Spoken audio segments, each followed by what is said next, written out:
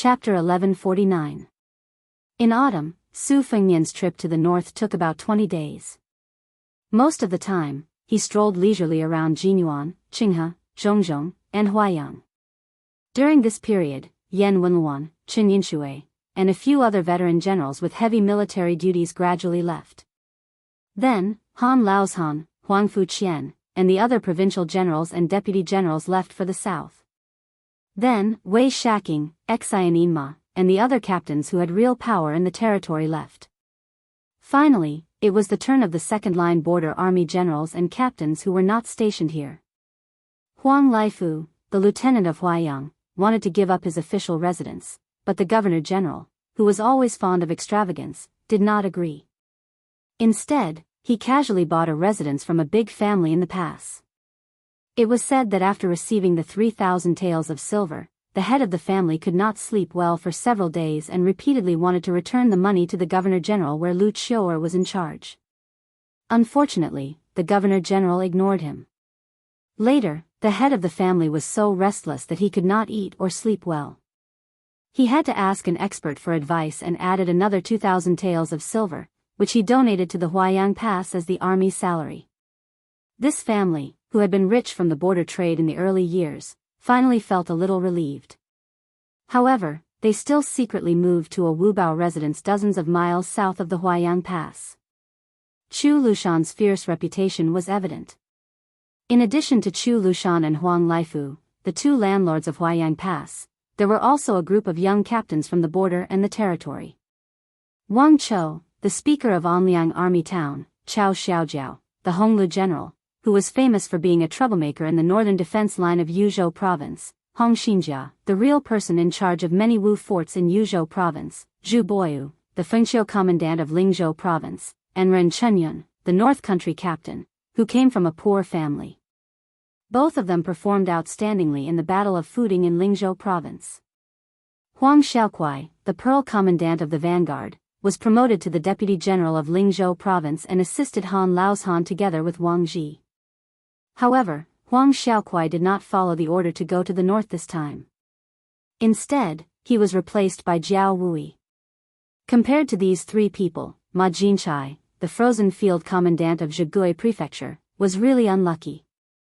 She could not even keep her official title, let alone being promoted. After arriving at the northern defense line, Su Fengnian rarely spoke, except for listening to the military intelligence and customs affairs from the generals and generals. He didn't even ask many questions.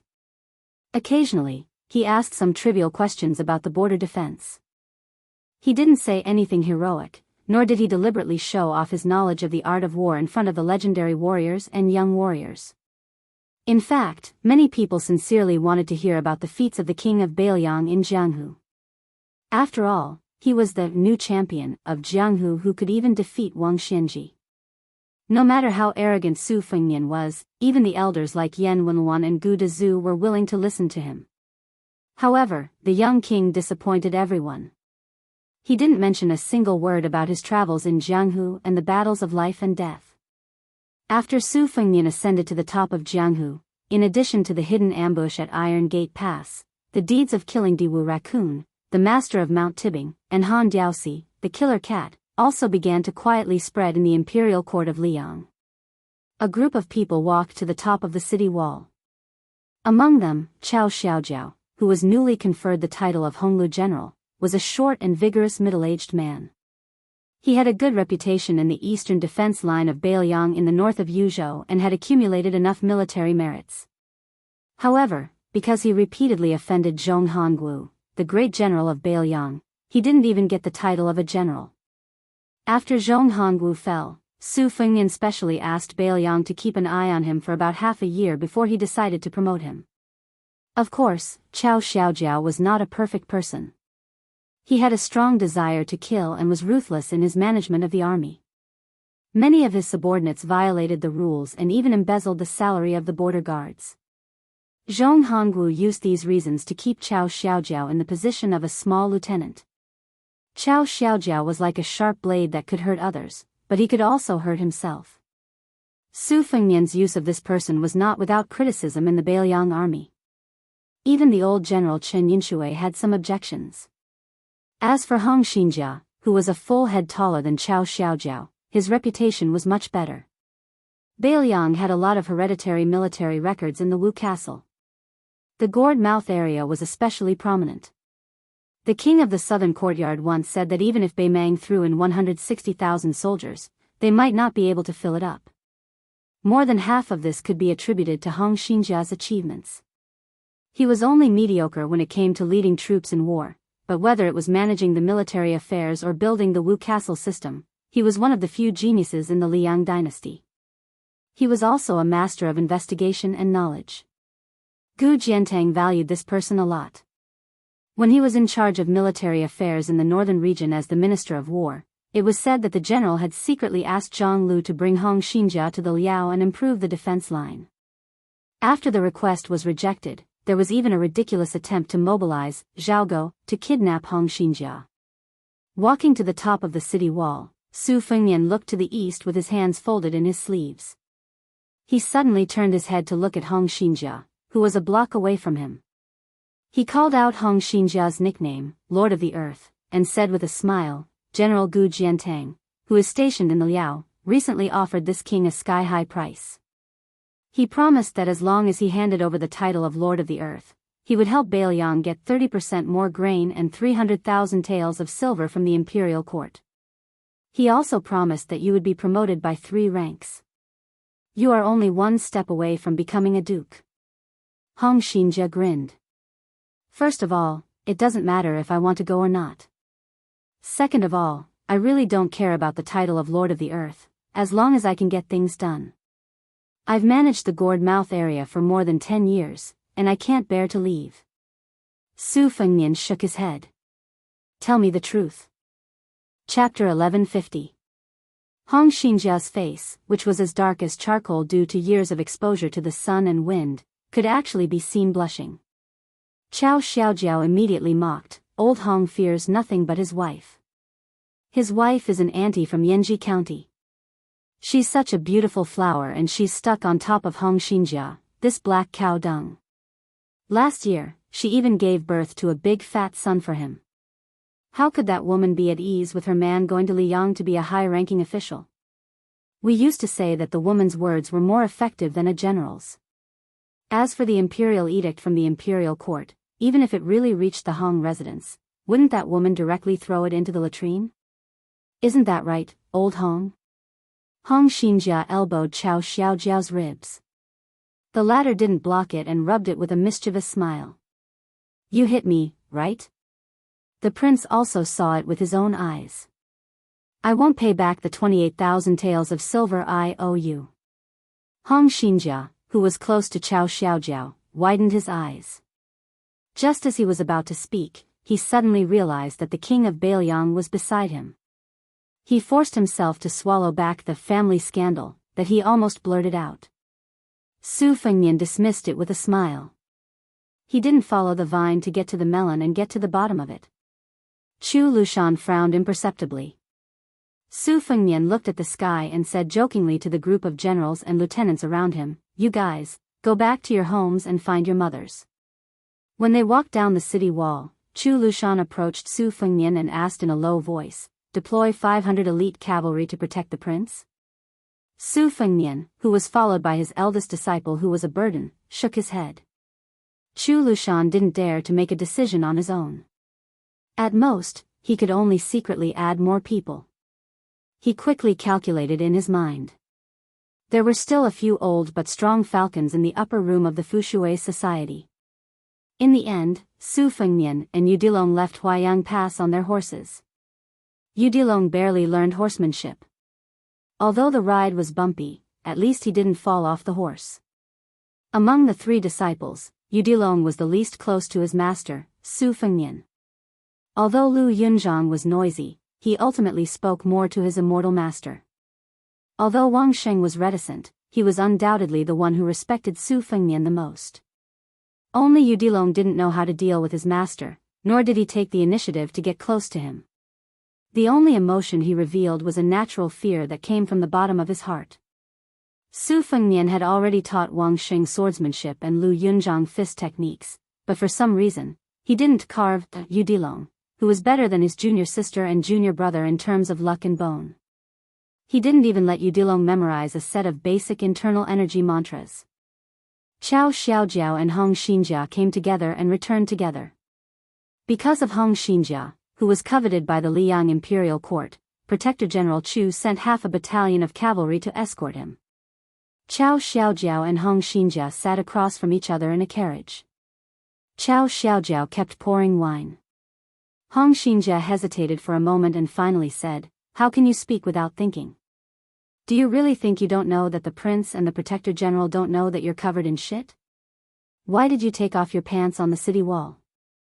Who are you trying to show to?"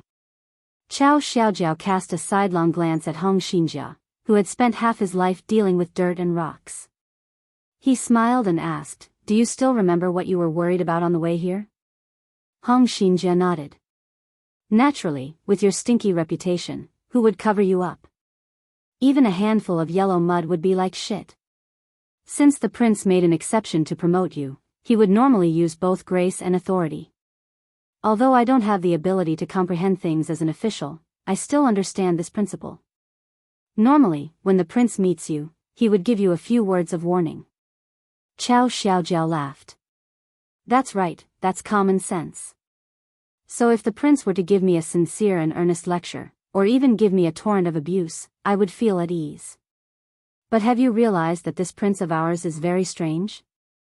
From start to finish, he hasn't given me, Qiao Xiaojiao, a corrupt and ruthless official, a few words." Hong Xinjia froze and said in surprise, "That's true." Qiao Xiaojiao raised his sleeve to wipe his mouth. "That's why I'm afraid. Otherwise, I wouldn't have dared to provoke the prince in front of Demon Chu on the city walls. If that wasn't a slap to Chu Lushan's face, who else would it be?" Hong Xinjia was even more confused. With a blank expression, he asked, "Then if you offend Protector General Chu, won't you also be made to suffer in the future?" Qiao Xiaojiao slowly drank a mouthful of wine. "Old Hong, don't worry about it. You wouldn't understand even if I told you. You're just fated to deal with dead things like dirt and rocks. Don't get mixed up in this mess." Hong Xinjia smiled. "No matter what, a promotion is a good thing." Qiao Xiaojiao said in a muffled voice, "I, Qiao Xiaojiao, will display my abilities according to how high an official I'm given. But if anyone wants me, I'm willing to give up my life. Don't even think about it. There's nothing in the world that's more valuable than life. I'm not an empty-handed little pawn that needs to use my life to fight for my future." Hong Xinjia was half flustered and half angry. "You should just keep these words to yourself and rot in your stomach." Qiao Xiaojiao raised the curtain and gazed at the autumn wind sweeping up the yellow sand. Wave after wave, it swept across the desert. Hong Xinjia slapped his thigh and suddenly said, "I remember something. When I was drinking with old General he accidentally let it slip. Do you still remember that day when the two battalions confronted each other and after the victor was decided, the prince gifted him a saber and a horse?" Qiao Xiaojiao nodded and smiled. "It's just a little bit of skill to buy people's hearts." Hong Xinjia's expression was rather strange. He whispered, "The prince actually said something at the time." Qiao Xiaojiao raised the wine pot and listened attentively. Hong Xinjia said, "It seems like the prince said, it's fine as long as you can accomplish something. I don't want you to throw your lives away." Qiao Xiaojiao said nothing and drank a mouthful of wine. In the autumn wind, the two riders headed south. However, they did not return directly to the provincial capital of Liangzhou. Instead, they turned toward Yanji County of Yuzhou. In the evening of Bishan County, it suddenly began to rain heavily. Su Fengmian, who was drenched like a drowned rat, knocked on the door. He waited for a long time before the door opened. Looking at the woman's cold face, he smiled and said, "I'm hungry." The woman laughed coldly. "What a coincidence. I haven't eaten either." Su Fengmian slipped past the woman holding the umbrella. "I'll go." Udilong would never be able to forget that scene for the rest of his life. At that time, the child only thought that this beautiful woman was either the empress or an expert more powerful than the 10 martial arts referees combined. Otherwise, it didn't make sense. It was also at that time that the flood dragon of the land felt that his master was still alive. Chapter 1151. In the autumn rain, Yudilong felt that his master was like a scoundrel who came to take advantage of him. The child didn't dare to enter the house. He squatted on the steps outside the threshold and looked up. Under the eaves, there was a black curtain of rain. The rain splashed on the ground and splashed on his trousers. Yudilong sighed softly. He suddenly missed his sister, who carried a big wooden sword case. Hearing the sound of light footsteps, Yudilong turned around and saw the woman who he didn't know whether to call sister or aunt carry two small stools. She put one next to him and sat on the other. Yudilong hesitated for a moment but still sat on the stool. He sat upright and looked straight ahead. The widowed Pei Nanwei looked at the child's rigid sitting posture and asked softly, "What do you do?" Yudilong thought carefully and said shyly, "I'm my master's disciple." Pei Nanwei was amused. "Could it be your master's master?"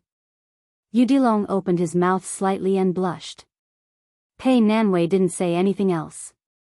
She looked at the mud in the yard with the child and said to herself, "We should have laid down stone slabs.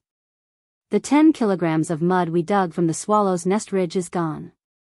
Yudilong listened to her nagging and didn't feel annoyed. Perhaps because he was an orphan since childhood, Yudilong felt a strange warmth. A voice came from behind them. "Time to eat." At the small square table, Su Fengnian had already served the food and set the bowls and chopsticks. Pei Nanwei and Yudilong walked into the house with stools.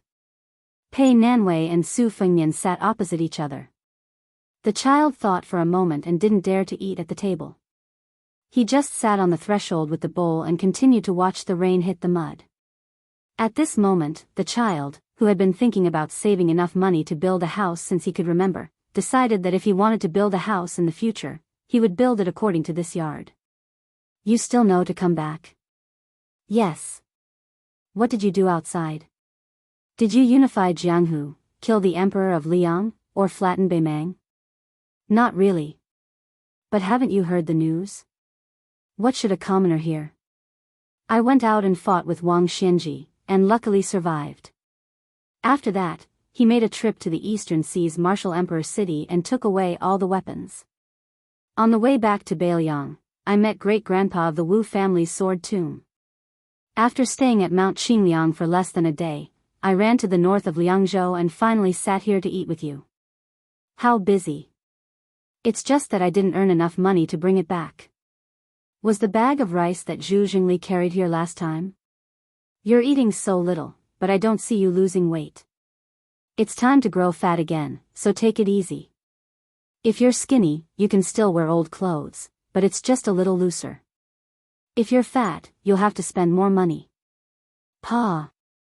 A loud sound rang out. Yudilong quickly turned his head and saw her slamming her chopsticks on the table. "The Bishan County Yamen has already stopped your salary. I went to get it at the beginning of the month, but they refused to give it to me. He also said that you took a leave of absence for no reason and went to Mount Wudong to relax." When Yanji County's governor heard this, he was furious and seems to want to remove you from your position. "Go get it again and try again. Are you sure you won't make a wasted trip? If you can't get it, then forget it. My monthly salary is less than 10 taels of silver anyway." "Pa!" This time, it was a slap to the bowl. Yudilong suddenly felt like laughing. After that, Su Fengnian washed the dishes. To Yudilong's surprise, his master didn't stay in this small county for long. After freeloading for a meal, he left in the rain. The woman didn't ask him to stay, but before they left the house, she took out a rain hat and a straw raincoat woven from bamboo leaves. She didn't give them to Yudilong's master, but gave them to the child and told him to put them on without any explanation. Yudilong timidly looked at his master. Su Fengnian dismissed it with a smile. The 2 horses' hooves trampled on the bluestone floor of the alley. Because it was a rainy night, the sound of the horses' hooves was muffled and didn't attract much attention. Although Yudilong's body was thin and weak, his bones were abnormally strong. Wearing the rain hat and the straw raincoat didn't seem heavy or cumbersome at all. It was just that they didn't fit him and looked really funny. Yudilong turned back to look at the courtyard.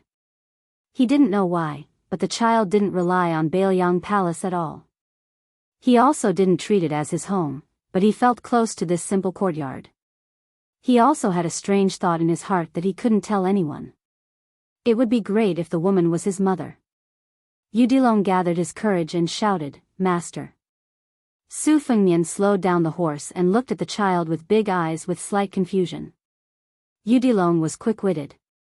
He swallowed the words that were about to come out of his mouth and asked, "Where are we going?" Su Fengnian indifferently said, "Mount Wudong. I'm going to a paradise there to stabilize my body and spirit."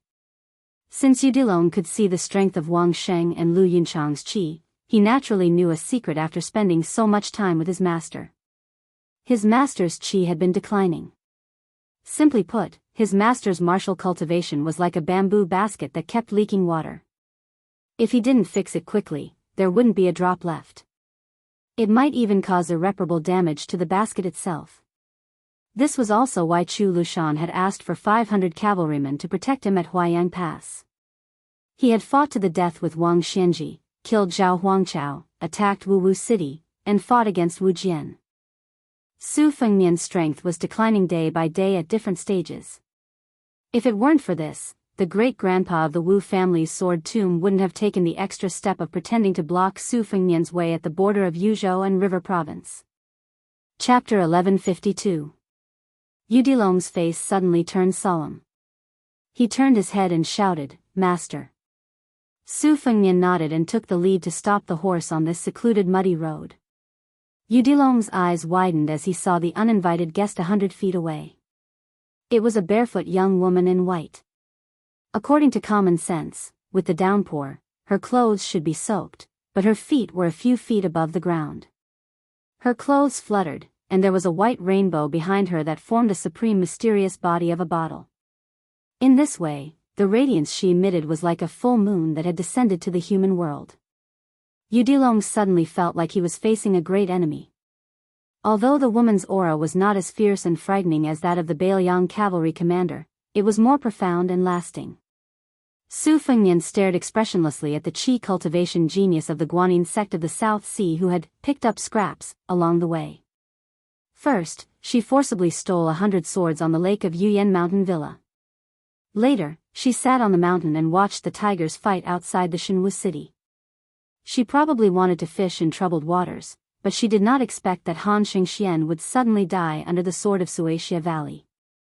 She did not succeed in absorbing his dissipated fate after his death and then disappeared. But after he defeated Wang Xianji, this woman began to absorb his constantly lost qi. In terms of the ability to grow fat, there was no glutton in the world who could compare with this woman who was nicknamed the Charcoal Girl. However, Su Fengnian had an agreement with the old woman of the Guanyin sect of the South Sea. The other party was polite, so Su Fengnian did not deliberately stop the woman's stealing action. Everyone in the world had their own bad karma and good karma. Su Fengnian also did not feel that he had to monopolize the fate of Jianghu. As long as he was not provoked, whether this strange woman who was born with a sword embryo like Wang Xing became a sword immortal and became the leader of the martial arts world, or whether Xianyuan Qingfeng was 1 foot tall and the devil was 10 feet tall, what did it have to do with him? After the Charcoal Girl obtained Su Fengnian's lost qi, she was like a fish in water. Compared to Yuyan Mountain Villa, she was much more powerful. After she appeared, she looked at Su Fengnian. Her mouth curved into a condescending playful smile. She stretched out her hand and waved it in front of her. It was like a beautiful painting scroll drawn by a celestial being. Under the Charcoal Girl's hands appeared one after another. There was the tall and sturdy old man Wang Xianji, who was riding the waves of the Eastern Sea. There was Deng Tai A, who was leading a donkey and holding a peach branch. There was the Western Chu official Chao Zhangqing, who was indecisive. There was Han Xingxian, who had red hair fluttering in the wind. There was a man holding a spear who looked somewhat similar to a green bird. There was Li Chungang, who was riding a sword with his hands behind his back. There were about 40 people in this long scroll, and all of them were great figures in Jianghu in the past 100 years. The people. Dead people of the people. Dead. Those who were still shining brightly were those who were still alive in this world. Su Fengnian knew most of them. After the scroll was unfolded, he was ranked second. The third was Tuoba Bodhisattva. It was just that the positions of those who had passed away did not change, but the portraits of those who were still alive in the mortal world began to quietly change their positions. The most obvious change was undoubtedly that Tuoba Bodhisattva had squeezed out Su Fengnian's second place and became the second person on the left of the scroll. Among them, Wuxia Xianxia suddenly appeared on the list, showing an unknown scene. Moreover, the color of this spring and autumn demon was different from the black and white of the others. After the charcoal girl revealed this skill, she giggled and said, "This is the treasure of our Guanyin sect. Not only can it subdue demons and devils, it can also summon gods." Back then, my master, yes, the one who was defeated by Li Chungang, should have used this to shine in the spring and autumn period. Su Fengnian said calmly, "I know. It's the land pilgrimage painting." The charcoal girl said, "Wow, Su Fengnian, you've even heard of this?" Su Fengnian was silent. The charcoal girl of unknown origin smiled and pointed at the person on the top of the scroll with her slender finger. "Su Fengnian, don't you want to know who this person is?" Su Fengnian shook his head. The girl in white narrowed her eyes and said to herself, "Everything has its vanquisher." Back then, the nameless Taoists sealed the invincible Gao Shulu. The Taoist mansion of Longhu Mountain suppressed the devil Lu Songtao of Zhulu Mountain. Wang Xianji suppressed Li Chungang. In the end, you subdued Wang Xianji. Then, aren't you curious who's going to subdue you? Su Fengnian frowned. The charcoal girl was slightly surprised. She looked at a fresh portrait that appeared out of thin air in the scroll. She glanced at the earth dragon, then stared at Su Fengnian and continued, "Su Fengnian, don't you want to know who Qi Xianzhu and Hong Shixiang, who are also the reincarnations of ancestor Lu, suppressed when they were born?" Su Fengnian looked at the portrait at the top of the scroll. It was not the same as the other people. This person was blurry, but he was wearing a Confucian robe. He sat cross-legged and stared at a white water bowl in front of him. There was about half a bowl of water, and the water surface was slightly rippling. The charcoal girl who had been acting alone asked tirelessly, "Su Fengnian, let me ask you. Why is it that in the past 100 years, the Confucian saint is the most difficult to be born? Xianyuan Jingxing reached this realm less than an hour ago. Huang Longsher is the same. Even Chao Chongqing is a dying man." Su Fengnian fell into deep thought. The charcoal girl who had not gotten a response all this time was like a woman who complained about her lover's lack of understanding. She stomped her feet and complained, "Su Fengnian, will you die if you answer me?" Su Fengnian could only sneer. An uncontrollable strong killing intent rose in his heart.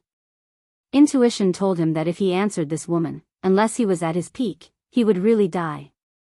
Chapter 1153.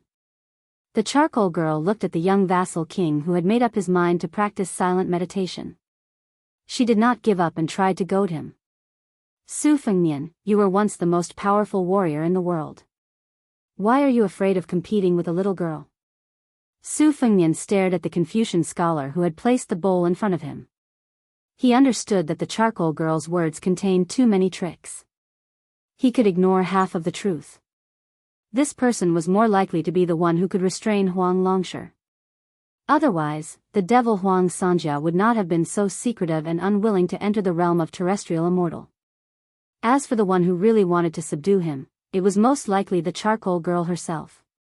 Nurturing qi, gathering fate, occupying fate, and finally achieving the grand qi phenomenon. Step by step, step by step. The charcoal girl's seniority in the Guanyin sect of the South Sea was even higher than that of the old woman. Moreover, she had a sword embryo. Her fate was not bad. Moreover, she had picked up the fate left by Su Fengnian. It could be said that she was blessed with fate. If she could get rid of Su Fengnian here and accept him completely, it was not impossible for her to become an unprecedented terrestrial deva. The Tide Listening Pavilion had collected countless rare copies of martial arts manuals. There were also many classified secret files that recorded the secrets of various sections. The Guanyin sect was the best place for Qi cultivators in the south. However, the Tide Listening Pavilion still could not find any information about the chart of immortal pilgrimage. However, Li Chungang, who had personally beaten the charcoal girl's master back to the sea, had mentioned that the girl's martial arts were only outstanding but her swordsmanship was not top-notch. Even when facing him, she was not willing to use the trump card of a Qi cultivator. Therefore, her journey in Jianghu was strange. She met many martial arts legends and young talents. She cast a wide net to catch more fish just to get familiar with them. She must have had an ulterior motive. When Su Fengnian first heard the charcoal girl's long-winded words, he did not pay much attention to what she said. He was more concerned about the reason why Dong Tai drowned the Guanyin sect with his sword. However, when the charcoal girl called out his name for the second time, Su Fengnian immediately became alert. Since then, she had to mention the name Su Fengnian almost every time she spoke. This made Su Fengnian even more cautious. Moreover, because of Gao Shulu's mountain ceiling talisman, he thought of the world's talismans. Among them, there were immortal necromancers who often carried the Yan Xingtu manual that was passed down from generation to generation when they traveled across mountains and rivers. They were familiar with the names of the immortals and ghosts in the world. If they met gods, they would worship them and obtain opportunities. If they met evil, they would kill them and accumulate good karma. Therefore, every time they met a mountain elf or a ghost, they would call it by its name and supplement it with incantations. Those with high cultivation could follow the teachings of their founding ancestors and recite the secret incantations that were originally hidden in the heavens. Immediately, they would trigger the Tianji purple thunder to kill it. The charcoal girl was about to speak when Su Fengnian took the initiative to speak for the first time. He asked, "Your actions are contrary to the original intention of your sect." On the lake of Yuyan Mountain Heights, the old woman said that she would bring a large number of Qi cultivators to the battlefield at the border of Beiliang. "If I die, you will lose your life-saving talisman. It is inevitable that there will be complications. Aren't you afraid of being caught by the sect?" The charcoal girl smiled wittily and said, "When a general is outside, he can't obey military orders." The charcoal girl clearly felt the killing intent of the man on horseback. She smiled and said innocently, "A good man doesn't fight with a woman. Moreover, you are the king of Beiliang. Don't lower yourself to my level. I will leave now. I will not dare to provoke you in the future. I will obediently stay on the isolated island in the South Sea. When you die, I will come back to the land." Su Fengnian bent down and stroked the horse's mane. The charcoal girl's face changed dramatically. She said anxiously, "Su Fengnian, can you be more magnanimous?" In the distance of more than 10 feet between the two, a still rain curtain condensed. It was visible to the naked eye. It was like a gate falling from the sky, constantly moving toward the charcoal girl. Su Fengnian gently clenched his fist. Although there was no rain curtain behind the charcoal girl, thousands of raindrops shot toward the girl's back. The charcoal girl drew an arc with 2 of her fingers. The character scroll circled around her in a circle. She stared at the man who was supposed to be mature but had lost his temperament. She said in fear, "Su Fengnian, you deliberately trick me?" Countless soybean-sized raindrops hit the scroll rapidly. The rain curtain containing violent sword intent tilted and collapsed in front of the charcoal girl. Su Fengnian gently squeezed the horse's belly and slowly moved forward. This Beiliang A-class warhorse stepped on the path of the rain curtain and gradually moved to a higher place. It was high enough to overlook the charcoal girl who wanted to take advantage of the situation. Every time the horse's hooves stepped on the ground, the scroll around the charcoal girl trembled. Su Fengnian said calmly, "Everyone in the world has their own reasons to talk about, but some general principles are still the same." Udilong muttered angrily, "Master's fate was taken by you, but your mother-in-law really has the heart to harm others." The charcoal girl who was trying her best to withstand the rain curtain and the raindrops hitting the bell said angrily, "If I don't take it, I will be punished. This is not given by you, Su Fengnian. It is given to me by God." As the master, Su Fengnian was expressionless. As the disciple, Udilong, who was an outsider, was really annoyed to the extreme. He gritted his teeth. The child did not realize that his body was blooming with a majestic aura. It was neither Taoist's Gang Qi nor the Buddhist's golden rainbow. Chapter 1154.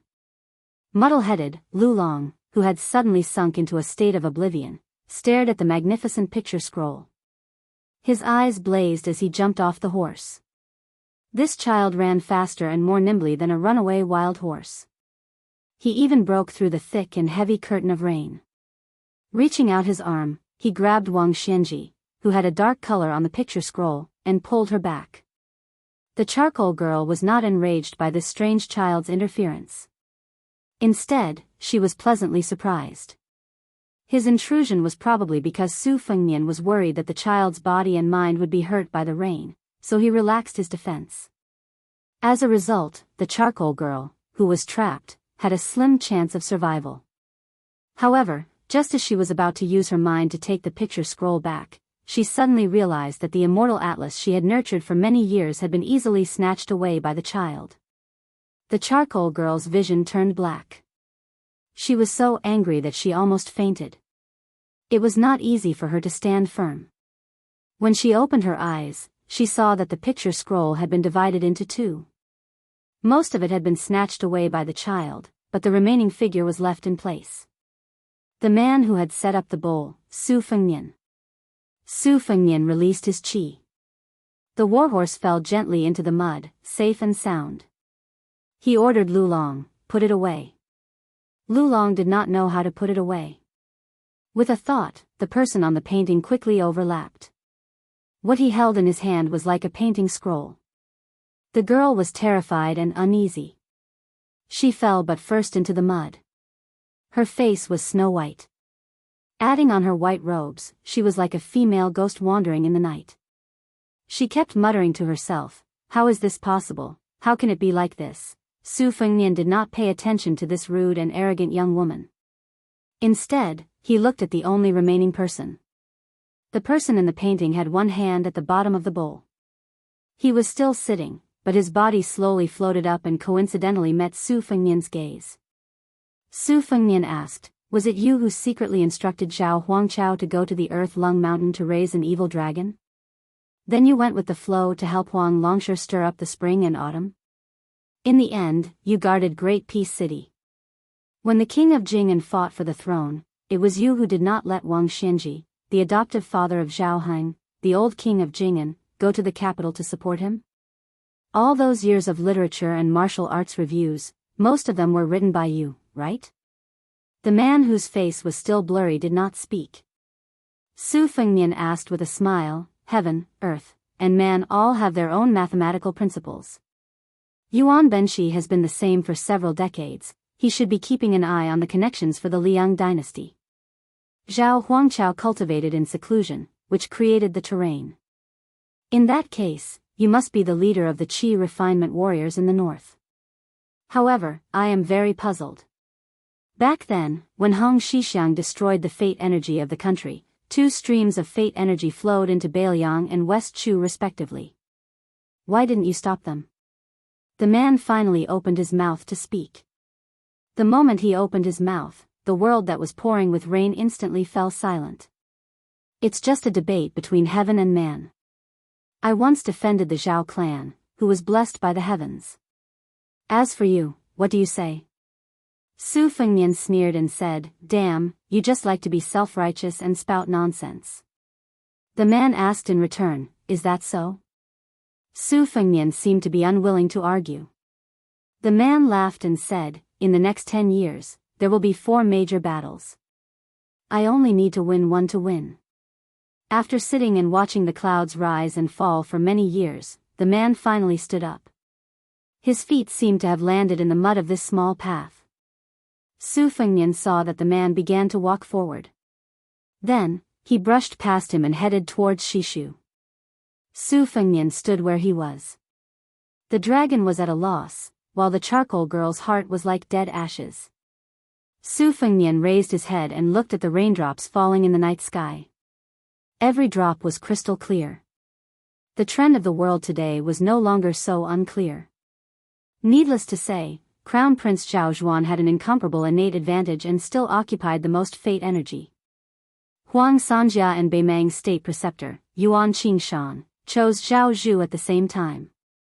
This person, who might be the true scholarly sage of the century, chose Chen Jibao. This was undoubtedly a situation that Su Fengnian was most unwilling to see. Su Fengnian turned to the charcoal girl and said, using external objects to steal the secrets of the heavens is not a long-term solution. If you are really interested in the martial arts world, I will make a deal with you. The charcoal girl's eyes lit up. You want me to invite the Qi cultivators of the Guanyin sect to the border to promote the Bailiang? Su Fengnian shook his head and said, I want you to temporarily move the entire sect's manpower behind the defense line of the Jinqinjiang tomb. You are also allowed to withdraw from Bailiang if the situation is not good. The charcoal girl was stunned. Are you crazy? Su Fengnian shook his head and said, it is the Beimang Empress who has gone crazy. Bailiang and I have no choice but to go crazy with her. The charcoal girl said with an aggrieved expression, how can I dare to roam the martial arts world alone now? From here to the southern sea, I have to take a detour. It is thousands of miles away. Can you be at ease? Su Fengnian glanced at her. The charcoal girl pouted and admitted defeat. I know. You just want to say that this is how you walked out of Beimang. But you're a man, and I'm just a weak woman. If I delay your important matters, I'll just die somewhere. Su Fengnian smiled and said, I will let the heavy sword cave's master, Mi Fengjie, protect you on your way back to the Guanyin sect. The charcoal girl asked for a yard after taking an inch, is there anything more powerful?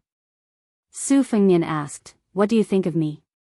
The charcoal girl said excitedly, good. Su Fengnian no longer paid attention to this muddle-headed fairy and continued to gallop forward on his horse. Yu Dilong followed closely behind, leaving her stomping her feet resentfully. In the rainy night, Yu Dilong suddenly called out, Master. Su Fengnian turned his head in confusion.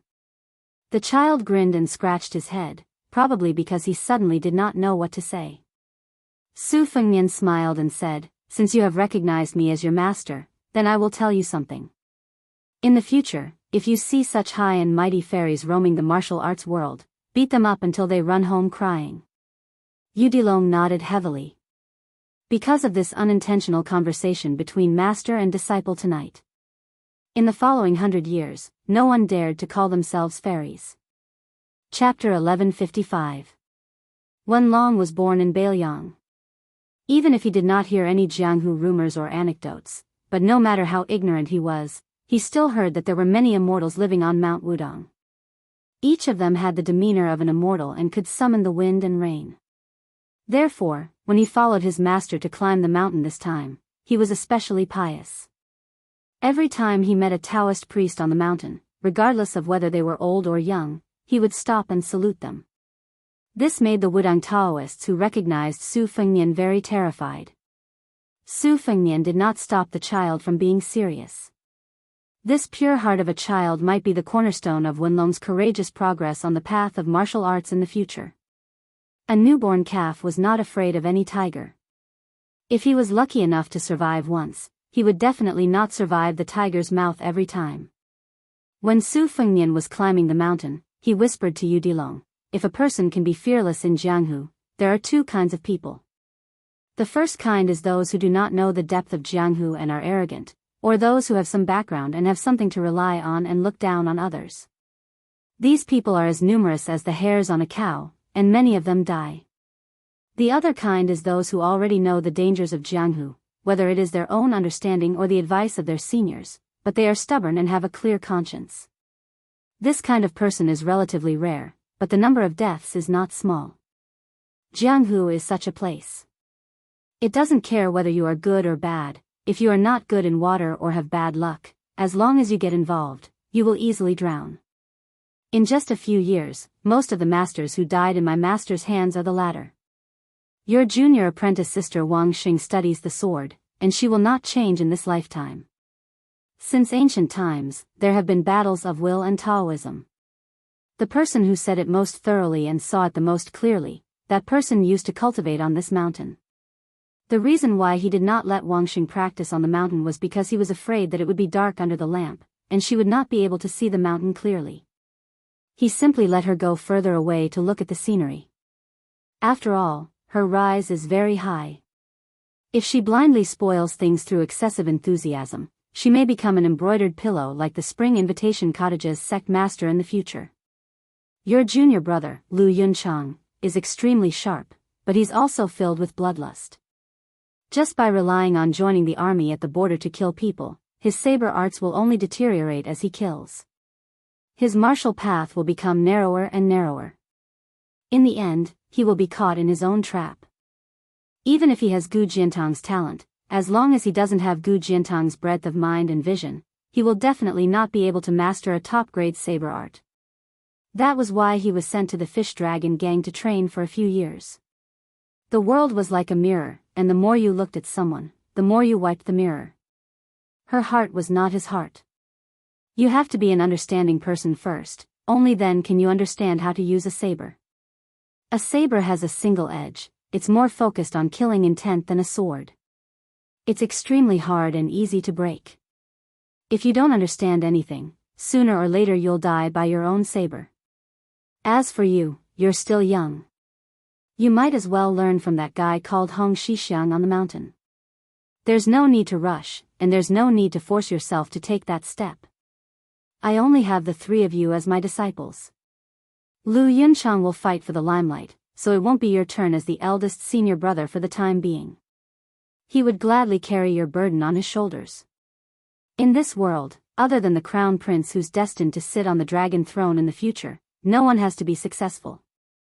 As long as you can protect yourself, you can live however you want, as long as you're happy. Among the three of you, Wang Sheng is a little different. Because she practices swordsmanship, out of selfishness, I put master's score on her and gave her a heavy burden. I have to make this clear to you. You can't hold a grudge against Wang Sheng because of this. Walking behind Su Fengnian on the steps, Lu Long hurriedly waved his hand and said, Master, I won't. I can't wait for junior sister to practice the most powerful swordsmanship. It doesn't matter if she's better than me. Su Fengnian stopped and turned back to look at Lu Long. The child blushed slightly from being stared at. Su Fengnian joked, You have a good eye. Ignoring everything else, you've already inherited master's teachings on this point. This child's physique had been enlightened at an early age and had reached the consummation stage. He was miles ahead of his master, Su Fengnian. Now that his ignorant thoughts were exposed, he scratched his head and pretended to be stupid. Su Fengnian looked into the distance and said softly, If the three of you become successful in the future, you must remember two things. Wang Sheng and Lu Yunzhang should have a life and death battle between swords and sabers. You don't have to stop them from competing, but I hope you won't kill Lu Yunzhang in a fit of anger. Also, don't learn from master's womanizing ways, but not his heartlessness. Smart people fall in love, but if they're unlucky enough to meet a bad person, they'll suffer a fate worse than death. Whether it's true or not, there's almost no one who's comfortable. Look at Chao Changqing and Xianyuan Jingsheng, and then look at the carefree Dong Tai. Su Fengnian stopped talking halfway. Yudilong heard half of it and waited for a long time, but he didn't continue. He looked up at his self-proclaimed heartless master. After Su Fengnian slowly came back to his senses, he rubbed Yudilong's head and asked with a smile, Do you think it's your master's wife? Yudilong stared blankly for a moment, but he quickly said decisively, Pei Nanwei.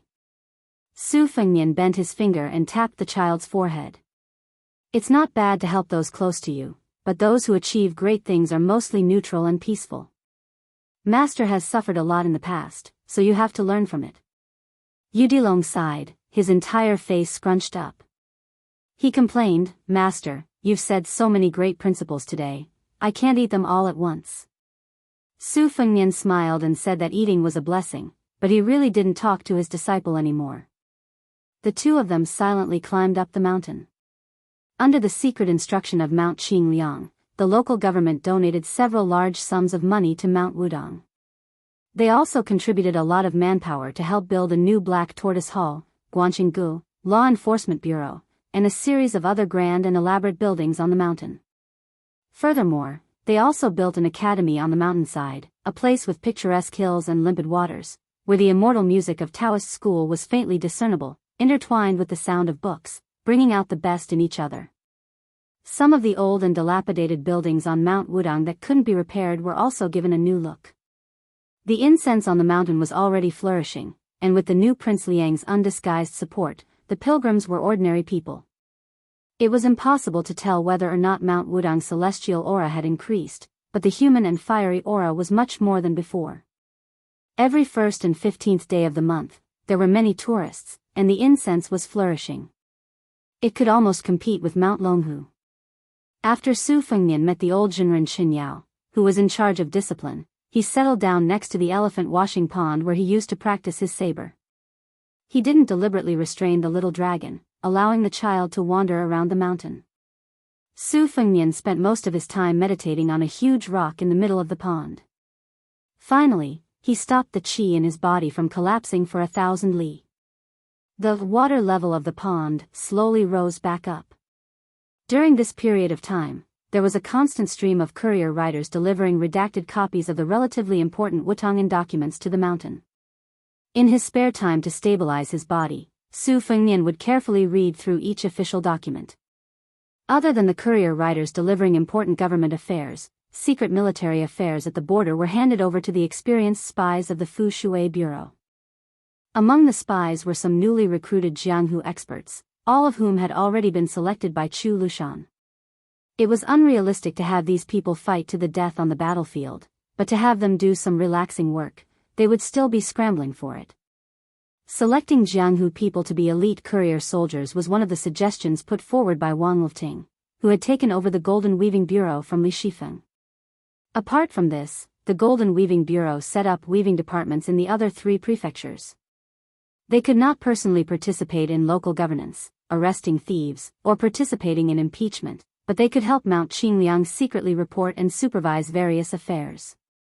At the same time, it was precisely because of Wang Lifting's suggestion that the total of more than 20 academies in Liangling and Yuzhou, under the leadership of 3 leaders of the literary scene, evaluate 3 best articles of any genre each month. The winner would directly obtain an official position in Beiliang. There was something interesting about this. The literary giant in Liangzhou responsible for reviewing the articles was none other than Wang Chudong, who had written The First Snow. However, the articles that truly reached Su Fengnian's hands were mostly those abandoned articles that criticized the current political situation. Although many of the articles were biased in their point of view, even treacherous and heinous, these scholars had quietly put their names on Wutongan's archives. Even they themselves did not know that many of the resentful works that they had tossed into the wastepaper basket, those crumpled manuscripts, would appear on Mount Qingliang's study desk several days later. Su Fengnian's temporary thatched hut was practically lit at night. On a stormy, thunderous night, Su Fengnian finished reading all the reports from Beiliang's spies and the reports from Liang's residents that had been delivered to him. He picked out 3 and spread them out on the table. One came from Huaiyang Pass, where the border protectorate was located. It was personally written by Chu Lushan.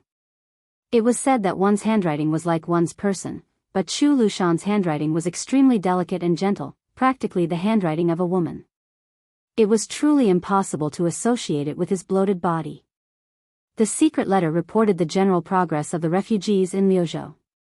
After Beiliang relaxed its border restrictions, the number of refugees entering the country had reached a peak. In a single month, the number of people crossing the border had reached 4,000. However, those who chose to enter Beiliang's army were few and far between, almost negligible. Only when the news that Su Fengnian, the king of Beiliang, had killed Wang Xianji spread out, and the newly appointed governor of Liuzhou, Yang Guangdou, added fuel to the fire. Finally, there was a large wave of people. In the short span of 10 days, 6,000 people had taken the initiative to request to join the army at the border. Chapter 1156. Although the spring and autumn period had been a long time ago, proving that there were no long-lived generals who could fight against 10,000 men, but an army with 10,000 men as its backbone was completely different. Su Fengnian, Chu Lushan, Yuan Zuozong, and the others did not think that the valiant refugees could form an army of their own in Liuzhou. They did not believe that they could defend against the charge of Beimang's cavalry. With hundreds of thousands of refugees, it was true that everyone could mount a horse and fight. However, in a mature army, even after 10 to 20% of casualties, the army's morale would still be intact. These refugees seemed to have a large number, but in a real battle, not only would they not be able to withstand a single blow, they might even break up Beiliang's original formation. Therefore, the best situation was to scatter these refugees and send them to the border army. Then, a portion of Beiliang's elites would be transferred to Liuzhou. They would be the cornerstone of Liuzhou's defense against Beimang's cavalry. However, this kind of thing could not be forced. Although the refugees did not have to worry about food and clothing after joining the army, it was still a job where one's head was tied to one's belt. No one was stupid. A bad life was better than a good death. Su Fengnian mocked himself. The title of number 1 in the world is still very useful.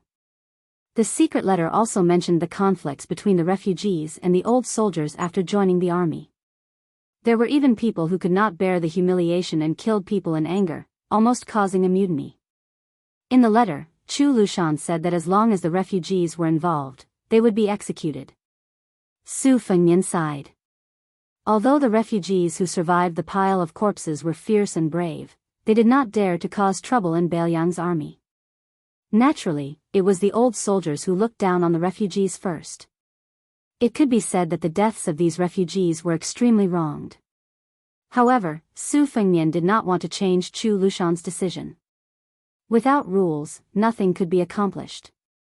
In the army camp, the old soldiers bullied the new soldiers. This was a bad habit that no leader could get rid of. If the old soldiers at the border bullied the new soldiers, they would be punished.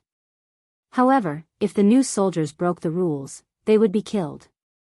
If the refugees wanted to stand out, they only had one chance, and that was to fight in the battlefield and win the respect of the old soldiers.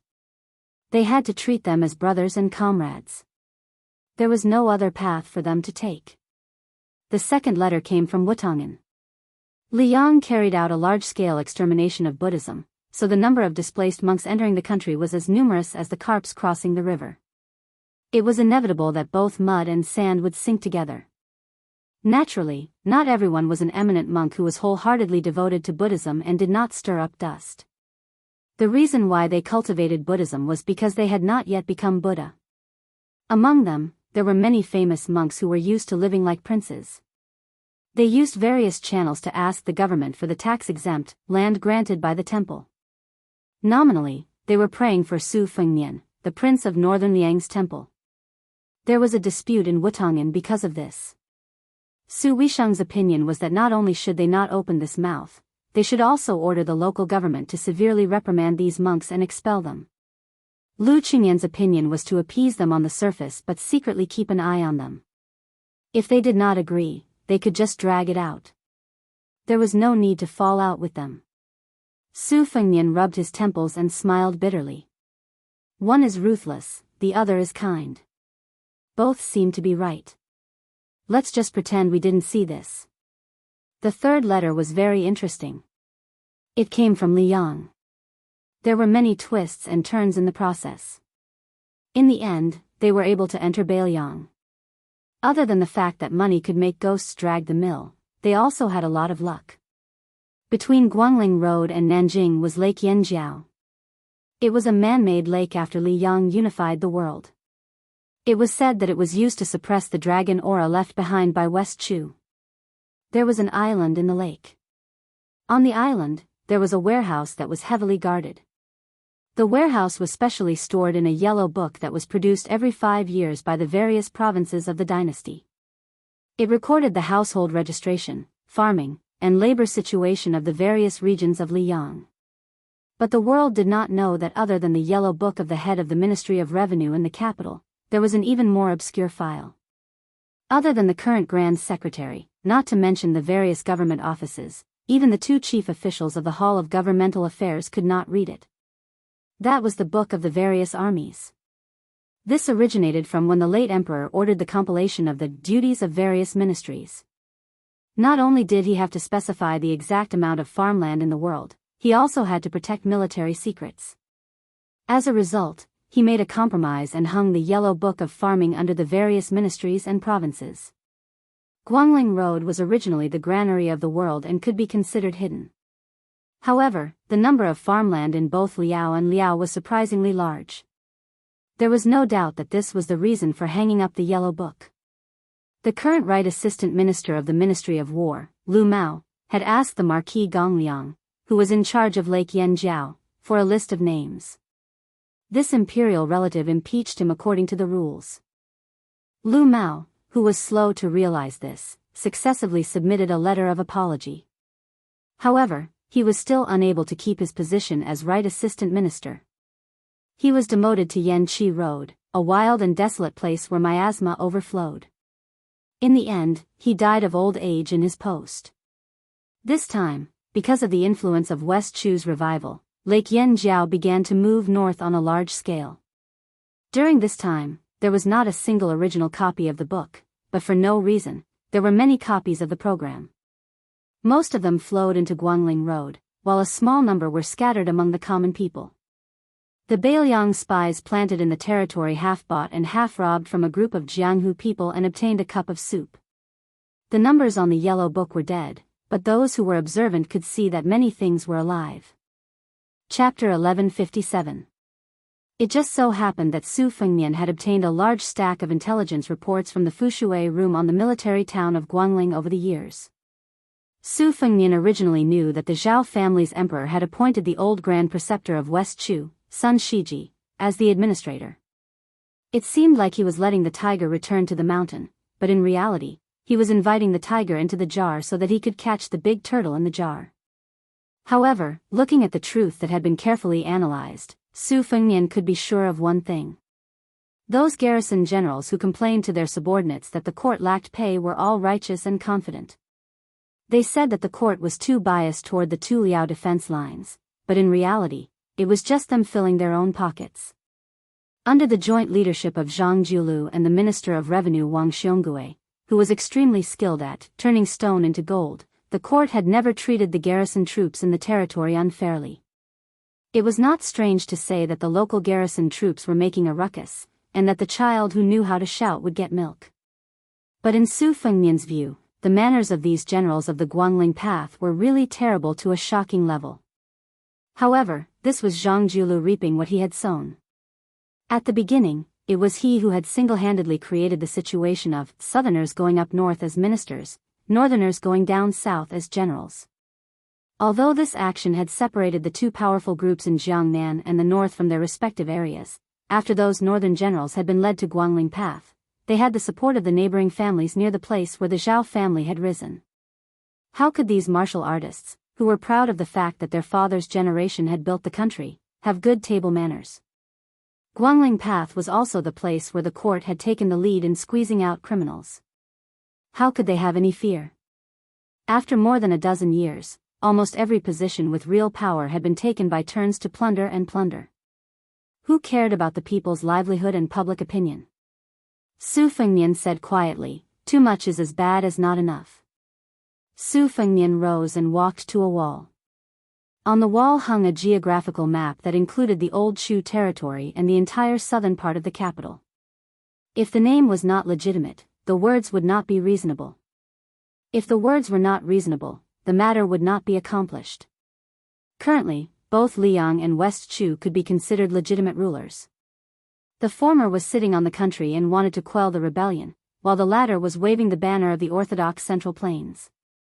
This was not 200 years after the fall of the country, but only 20 years later.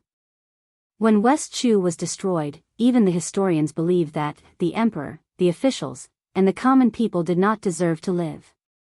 The destruction of West Chu was even more lamented by countless scholars as the sinking of the divine land. Su Fengmian looked at the map. It was different from the usual rough maps of the territory. The geography of the mountains and rivers and the military towns were extremely detailed. As long as there was a possibility of a military base being used, there was not a single place left out. Furthermore, the number of soldiers and residents of each place were clearly marked and often changed at the last minute. On this map, there were hidden movements and stillness. The ones that were still were Prince Jing Nan's various troops and horses, as well as the temporary assistant minister of the Ministry of War, Lu Xingxiang's tent, which was temporarily conferred the title of Great General, Yang Shenxing's infantry, which was mainly 40,000 elite troops, and Yan Zhenxuan's cavalry, which was mainly 30,000 troops. It was said that Lu Xingxiang's Yulu Pass was difficult to issue military orders. Yang Shenxing's troops were in the Shiyu area, eyeing covetously. Behind this veteran General Chuanxiu was a large group of nobles and aristocrats waiting to be fed. Shiyu had many mountains and rivers, as well as many tunnels and valleys. It was neither a dead place for military strategists, nor a lonely place. They were connected by the same breath and branches. As for Yan Zhenxuan's Dongyu Plain, it was a plain. The terrain was flat and wide. Although there was no danger to take refuge in, it had been convenient for cavalry troops since ancient times. If it were not for the fact that Yan Zhenxuan rarely interacted with the nobles and aristocrats in the capital, there would be more people who would want to join old General Yan's army so that they could gain more military merits earlier. Anyway, the remnants of West Chu could be crushed with a snap of the fingers.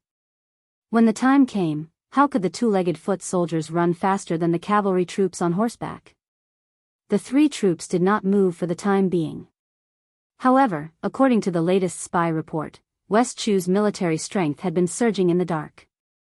Other than the south, which was relatively quiet, the old capital's military strength had spread out in all directions. This was especially so in the north, where there was no fixed number. At a glance, it was like a headless fly flying around, full of obvious flaws. Su Fengnian squinted at the map, trying to guess Cao Changqing, the Confucian general who did not shine during the Chuanxiu period. Su Fengnian was in Beiliang. Although he was only a defender after his father's generation had conquered the country, he knew the importance of an ambush. The thousands of armored soldiers in Mount Qingsheng and the two groups of horse gang at the border were like this.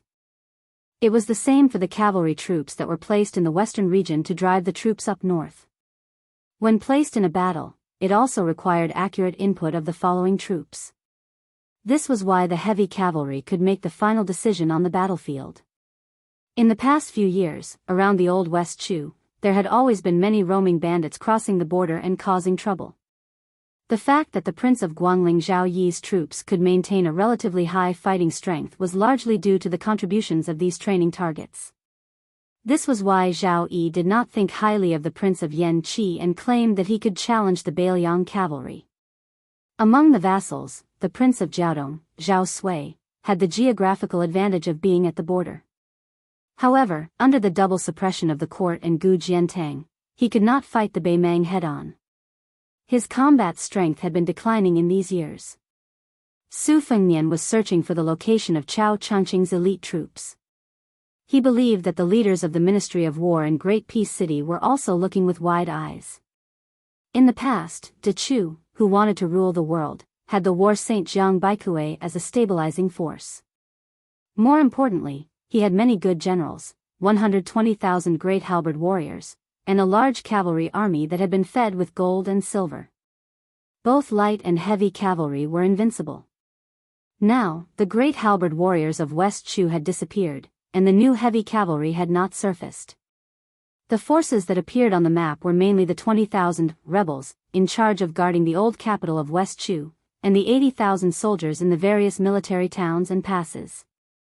The roaming bandits hidden in various places were conservatively estimated to be no less than 30,000 people. Their combat strength was far above the 80,000, and they were on par with the 20,000 troops. However, when two countries fought, the foundation supported by the people and the power of the country was very important. With reputation, there would be sources of soldiers. The people were willing to fight for it. Only with wealth could one not lose in terms of equipment. Two armies of roughly equal strength, the number of weapons, and the quality of their armor were enough to decide the outcome, unless one side's general made a fatally stupid order. But the problem was that almost no one could be sure whether there were thousands or tens of thousands of West Chu survivors who would die for the Jiang character. Su Fengnian's gaze shifted further north, where Gu Jiantang's 300,000 border troops were, the true elite of the Liang dynasty. Su Fengnian slowly retracted his gaze and turned his head to look at the border between western Shu and southern Zhao. Two of the best soldiers in the Liang dynasty. One had nothing to do and did not dare to go north, nor could he go south. The other was looking for trouble, using the Huangmu rebellion as an excuse to bring troops south. It was said that he only brought 800 soldiers. Su Fengnian sat back down at the table and closed his eyes in concentration. There was no map of Liang Mang's confrontation hanging in the room, because there was no need to look at it. It was all engraved in his mind. There was also no need for him, the king of Bailiang, to do his utmost in military affairs at the border. The reason was very simple. After nearly 20 years of hard work, the defense of Bailiang's border had reached the pinnacle. If the northern Mang only sent 400,000 soldiers from the southern dynasty to the south, Bailiang would eat them up without hesitation. If Bei Mang sent all of its troops south, it would be nothing more than a battle to the death. Of course, it could also be understood as helplessly waiting for death. To put it nicely, it would be mutual destruction. Su Fengnian walked out of the room and came to the side of the elephant washing pond. The small path was paved with cobblestones in the pond, tight and orderly. After being washed by the rain and pond water year after year, the cobblestones, which were originally not very sharp, had become even smoother and rounder. Su Fengnian took off his boots and held them in his hands. He slowly walked on the cobblestone path, a cool but not cold comfortable feeling seeping into the soles of his feet. Su Fengnian jumped onto a large stone and lay down, looking at the starry sky and closing his eyes. How many tens of thousands of people on the Guangling Road would not survive this autumn? How many tens of thousands of Bailiang would not survive the next autumn? Chapter 1158. In the main general's tent outside Yulu Pass, the atmosphere was heavy and strange. An urgent military report was delivered by the Lu family's personal guards. The assistant minister of the Ministry of War, Lu Xingxiang, was sitting behind the table. His expression did not change as his finger gently stroked a commander's seal. Inside the tent, the generals and captains were divided into two groups. Most of these generals were brought to the capital by Assistant Minister Lu from Guangling Circuit. There was no doubt about their loyalty and ability. Some of them were steady old men who had been nurtured by the flames of war during the spring and autumn period. Some were talented military officers who were in the prime of their lives and were eager to make progress. There were also a few young captains who were promoted as exceptions.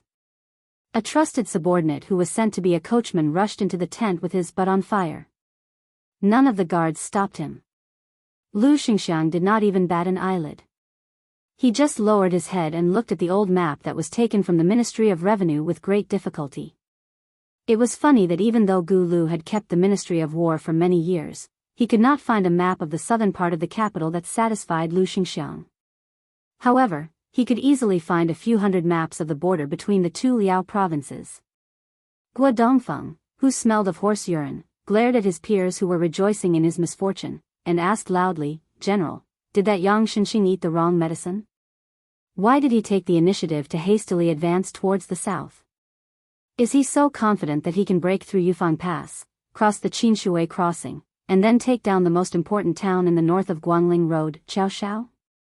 If he rushes in like this, what will happen to our two armies? General, what do you think? Are we going to watch him lead a bunch of hedonistic sons to their deaths, or are we going to accompany them in playing with fire? Damn it, 40,000 soldiers and horses, that is the last of southern Ji army. Once they cross the Qinshui crossing, before they reach Biao town, that place has always been the Qingyang Basin, a place where battles have been fought since ancient times.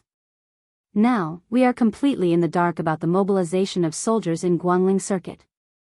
Where did this old man get the confidence to penetrate deep into that place alone? No matter how useless West Chu is, they can at least squeeze out 8,000 to 9,000 soldiers who can fight, right? What if the garrison general of Biao town is faking his surrender?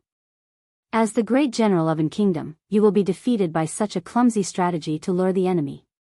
At that time, won't you be the one to take the blame?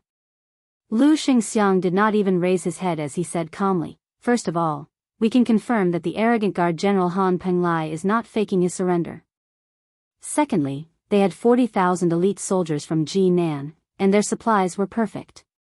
The great general of an kingdom was good at organizing his army, and he was good at advancing his army step by step. Even if they were faced with an army of 8 to 9,000 cavalrymen, as long as there were no heavy cavalrymen launching a surprise attack, they would not necessarily lose. In the end, no one dared to say whether or not the remnants of West Chu would be able to deploy nearly 10,000 cavalry at the front line of Wuxia Xianxia. Because of geographical limitations, West Chu had always fought on foot in the west and on horseback in the east. Of course, if you meet a lunatic, it's hard to say. Guo Dongfeng stiffened his neck and said, but the Ministry of War's established strategy is to let the Duke of Huainan Zhaoying, who is stationed at the slippery platform, and the King of Jing'an, Zhao Sun, who is stationed at Hao Lake, launch the attack at the same time. No matter whether they succeed or not, it should be Zhao Yi, Prince of Guangling's turn next. How could it be Yang Shenxing's turn? Lu Xingxiang angrily rebuked, you think you can call the name of the vassal king? Scram back to feed your horses. Guo Dongfeng shrunk his neck and obediently left the tent. Soon, he lifted the curtain and poked his head out, asking curiously, General, may I ask where that Commander Cao Changqing, Zhou Song, Pei Hongji, and the other elders are now? Lu Xingxiang continued to stare at the map. It was a young general from the Guangling Springs Snow Building who laughed softly and said, Cao Changqing is personally watching the Guangling army. Zhou Song and Pei Hongji are not near the northern line. One is guarding the Huai River, the other is guarding the river. Guo Dongfeng made an "oh" sound and turned to leave, muttering to himself, it seems that West Chu is not to Chu after all. They no longer have the courage to fight outside their borders. Waiting for Guo Dongfeng to walk far away, Lu Xingxiang raised his head to look at an old man in a scholarly robe who stood out like a crane among chickens. He asked, has Zhao Guo's side found any traces of horse movement on the Guangling Road's northern line? The old man helplessly said, it's difficult. The war hasn't even started yet, but more than 40 spies from the imperial court have died. In addition to the 20 or so people who betrayed us before, this is not a good sign. Lu Xingxiang made an "oh" sound and waved his hand, indicating for everyone to leave. The assistant minister of the Ministry of War who led the general glanced at the military report. On it, there was a general explanation of the reasons for sending troops down south. The wording was beautiful and the style was exquisite. Naturally, it was not something that Yang Shenxing could write. Even if Lu Xingxiang used his but to think, he knew that it was the work of someone who was familiar with military books. Although the south of the capital is the central province of the world, the stone of hegemony, it cannot be accepted. It must be guarded outside the borders. The reason for the fall of southern Tang cannot be ignored. Lu Xingxiang softly said, armchair strategist, screw your mother. The first year of Xiangfu, autumn, summer. The summer heat was over and the weather was turning cold. Chapter 1159. Finally, there was a refreshing feeling of autumn. This made the nearly 1,000 new soldiers who had hurriedly joined the army in the middle of summer feel relieved of a heavy burden. Their sickly expressions were swept away, and they immediately became more energetic. Especially when the army was crossing the Qin River to the south, these young men, who were mostly riding tall and fine horses, did not care about the river crossing formation. One after another, they donned bright armor and galloped on the Hebei shore, competing in riding skills. In fact, not long after these people joined the army, many of them had the idea of returning to the capital to enjoy life. This was because the military camp was too smelly. It was worse than a pigsty, and it was not easy to bathe. Previously, in the middle of summer, these young men had personally experienced the power of being covered in fleas. This was far from the beautiful original intention in their hearts of two armies facing each other and killing the enemy.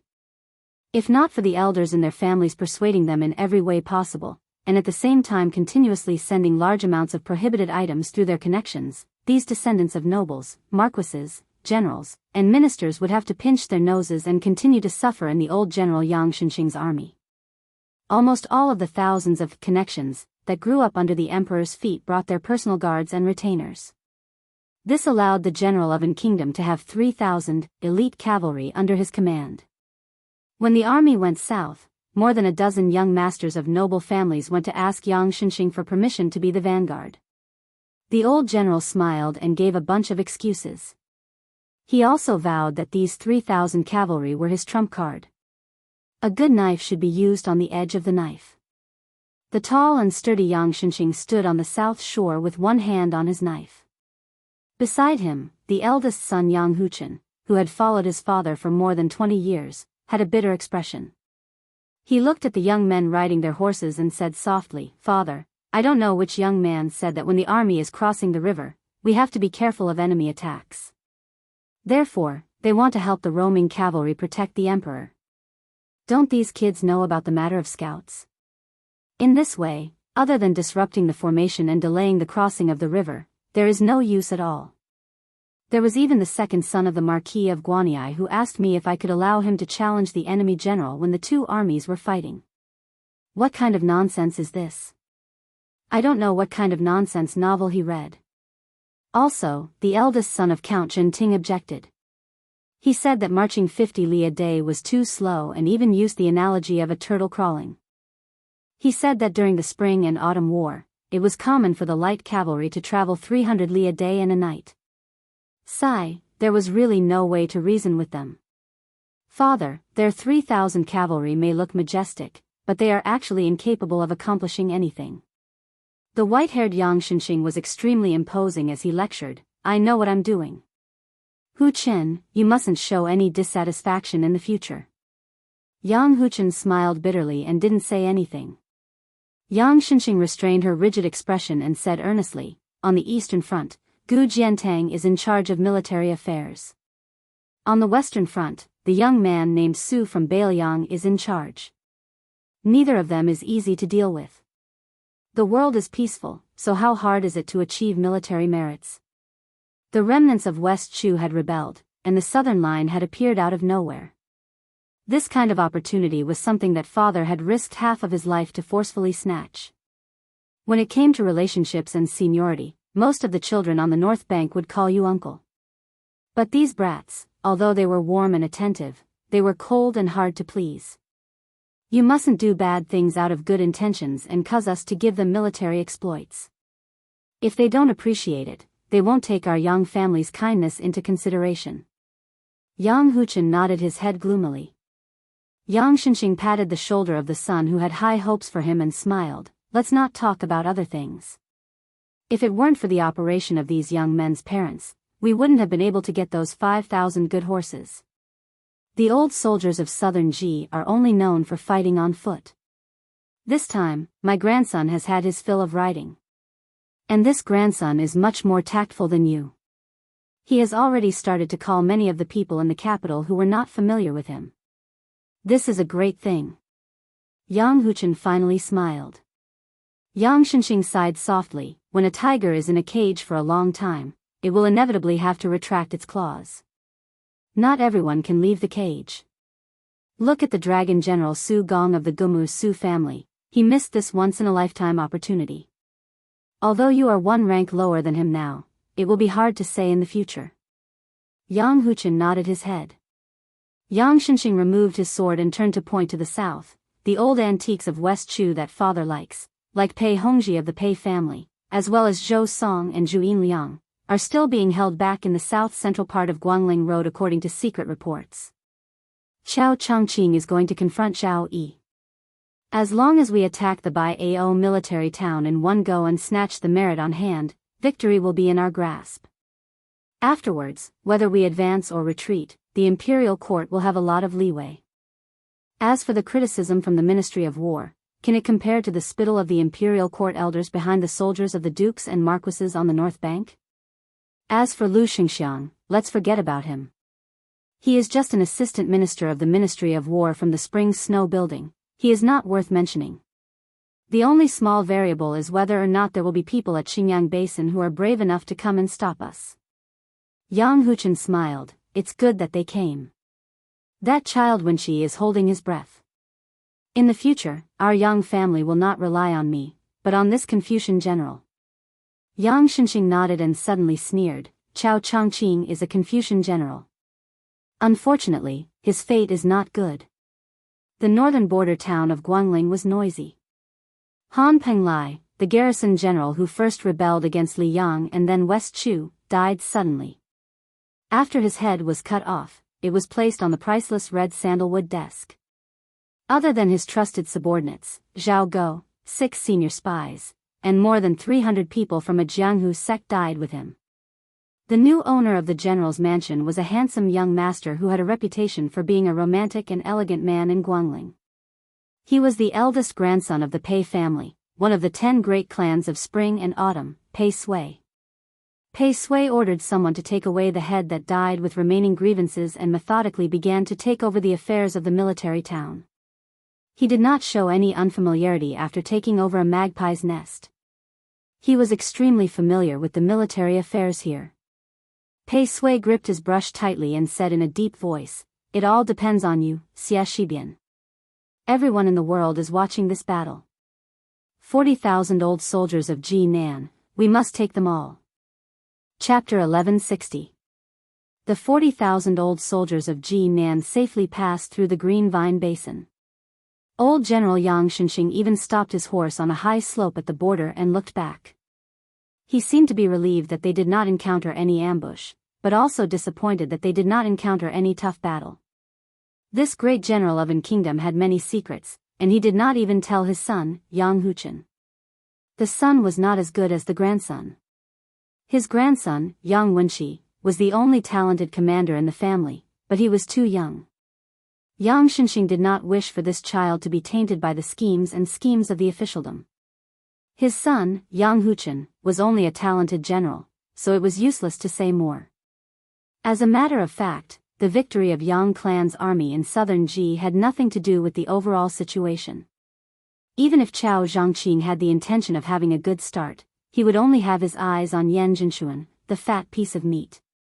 Only by wiping out the 30,000 cavalrymen on the eastern Yu plain could he prevent himself from being humiliated by others. Yang Xianxia smiled. The reason why Yan Jinshuan was not willing to accept those young men who had never gone into battle was not because he did not have a good relationship with the nobles and officials in the capital, but also because he was clear about his dangerous situation. He did not dare to take the opportunity to build a good relationship with the influential families in Great Peace City. If a few dozen young men from aristocratic families died, it would be the same as offending a few dozen influential families in the capital. On the battlefield, who would care about the status of your parents? When they were in a killing frenzy, a head was a military merit. Yang Xianxia was thinking about how to find new opportunities to feed those playboys after he took over the command of the Bao army town. When the old general heard a series of sharp whistles, his eyelids twitched uncontrollably. He leaped onto his horse and rode towards the south. A rider broke into the formation, and no one stopped him. It was an elite scout from Ji Nan. At the moment, he was seriously injured, and there was an arrow stuck in his back. Scouts were all light and fast riders. In order to pursue the fastest speed, other than the crossbows and sabers that were necessary for close combat, they would not wear any armor. Yang Xianxia spurred his horse and rushed to the spot where the scout had fallen.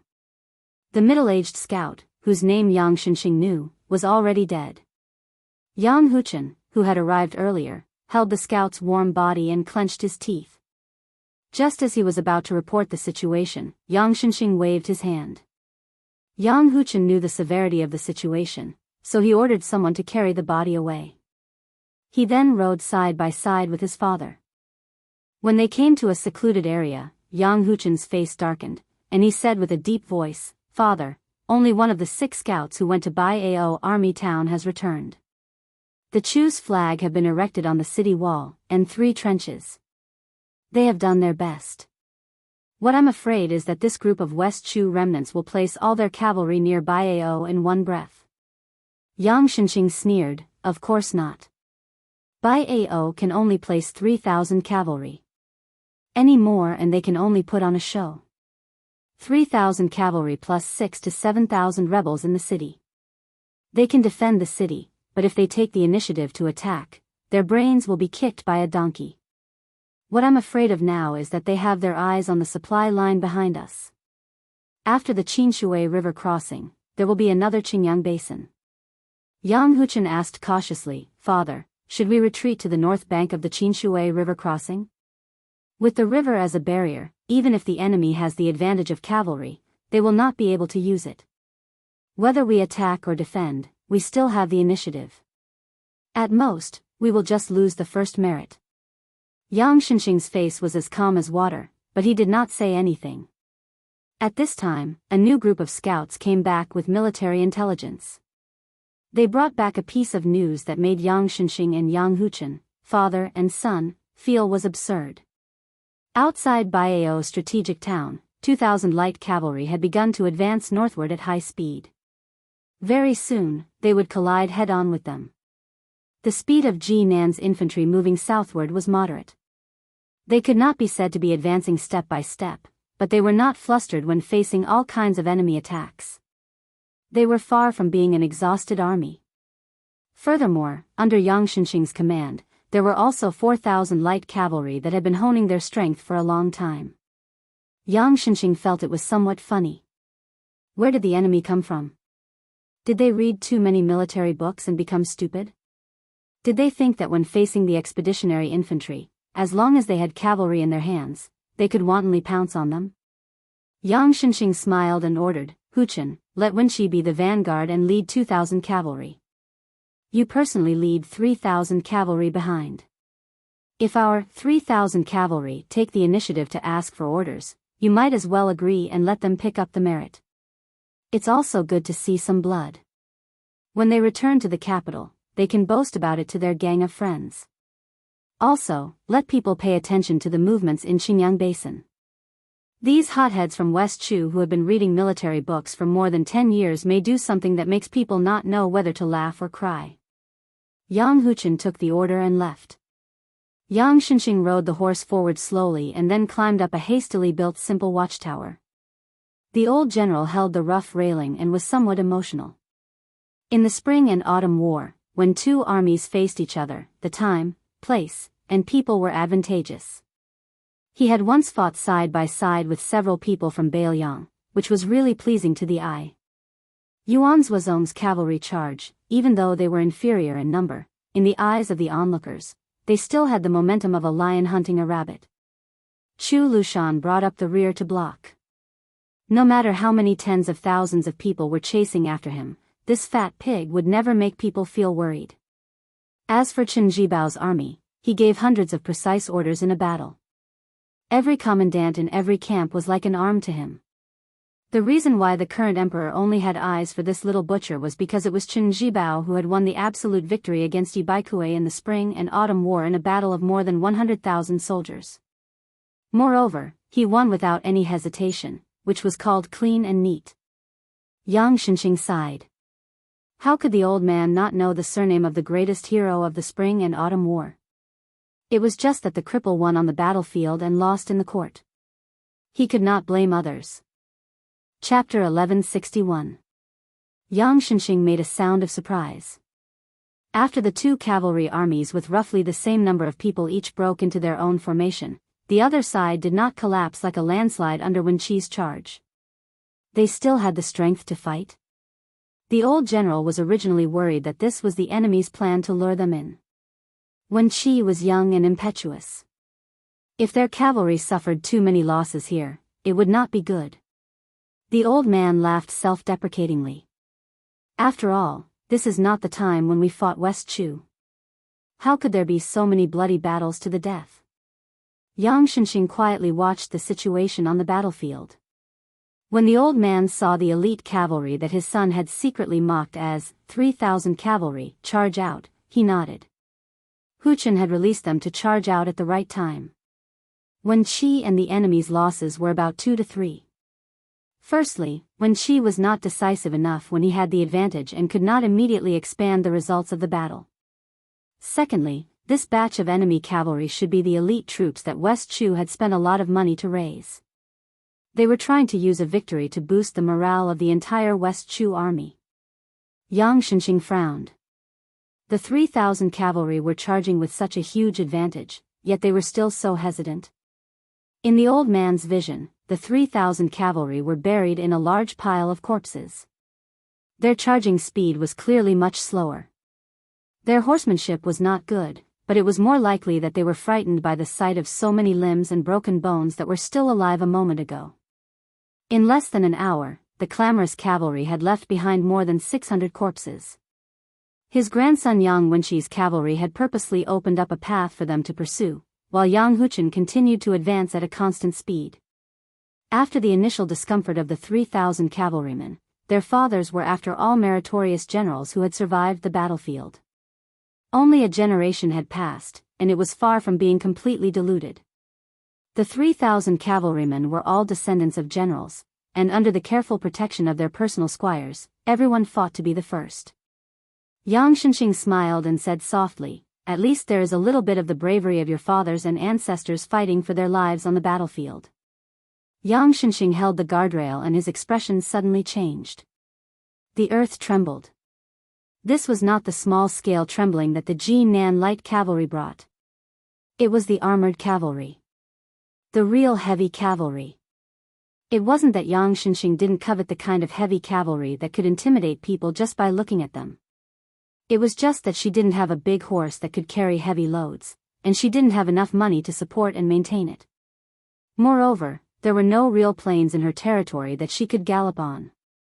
If she lacked one of the three, she could only dream about it.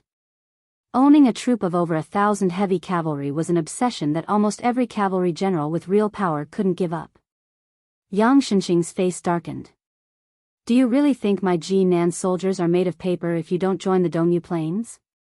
A black torrent appeared in his field of vision. Yang Xianxia heaved a sigh of relief. Although it seemed like an irresistible force, it was only 1,000 or so cavalry. It wouldn't affect the overall situation. Both of them were fresh and full of stamina. Now, it would be a battle to see who was stronger, between Hu Chen's 3,000 light cavalry and the enemy's 1,000 heavy cavalry. The young general Yang Wenqi naturally sensed the enemy's heavy cavalry entering the formation earlier than his grandfather Yang Xianxia. He shook off the blood on the tip of his spear. He didn't recklessly form a formation to stop them. Instead, he sent someone to order the 3,000 cavalry who were lying on the back of their horses to immediately retreat. Furthermore, they must not turn around and retreat. They must make a path for his father Yang Huchen's 3,000 light cavalry. Of course, at the same time, it was also convenient for the enemy's heavy cavalry to charge forward. However, he chose the lesser of two evils. It was better than having his 3,000 cavalry trapped in the middle.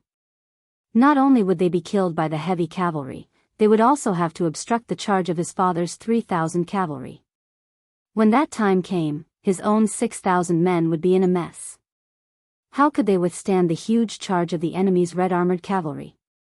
Yang Wenqi looked at the hedonistic sons who were busy stabbing the enemy's light cavalry off their horses with their spears. Some of them even laughed loudly and purposely poked the air with their spears, teasing the enemy soldiers who were dodging under their horses. Yang Wenqi was furious. He quickly rode forward and lightly stabbed the armor of a son of an aristocratic family with his spear. He shouted angrily, "Raise your head and look ahead. If you don't want to die, then retreat according to my orders." Fortunately, the 1,000 heavy cavalry charging out could not chase after the 5,000 cavalry scattered on the battlefield. Under the protection of Yang Wenqi's light cavalry and the retainers of the aristocratic families, the majority of them successfully retreated. However, there were still several hundred young masters who were charging at the front who were slightly dazed. When they came to their senses, they only turned around and fled in a straight line, leaving the 1,000 heavy cavalry with a swagger behind them. Yang Wenqi's eyes were red. He saw several familiar figures among the several hundred cavalry. These people were all from Great Peace City who lived in the mansions of marquises and dukes. Yang Wenqi gritted his teeth and had the old soldiers who had fought with his grandfather lead the 300 personal cavalry to save those bastards. Yang Wenqi retreated in an arc, tears streaming down his face. He could not bear to look at the scene behind him. Yang Huchen rode at the front and shouted angrily, "Kill!" Yang Xianxia's eyes widened. His hands holding the railing could not stop trembling, his veins bulging. As the 1,000 heavy cavalry came out of the water, another 1,000 light cavalry charged out from the left and right flanks. Yang Xianxia was not an immortal, so he could not change the situation of the battle. Without needing him to say anything, the old soldiers of South Ji County started to form a defensive formation under the lead of their captains.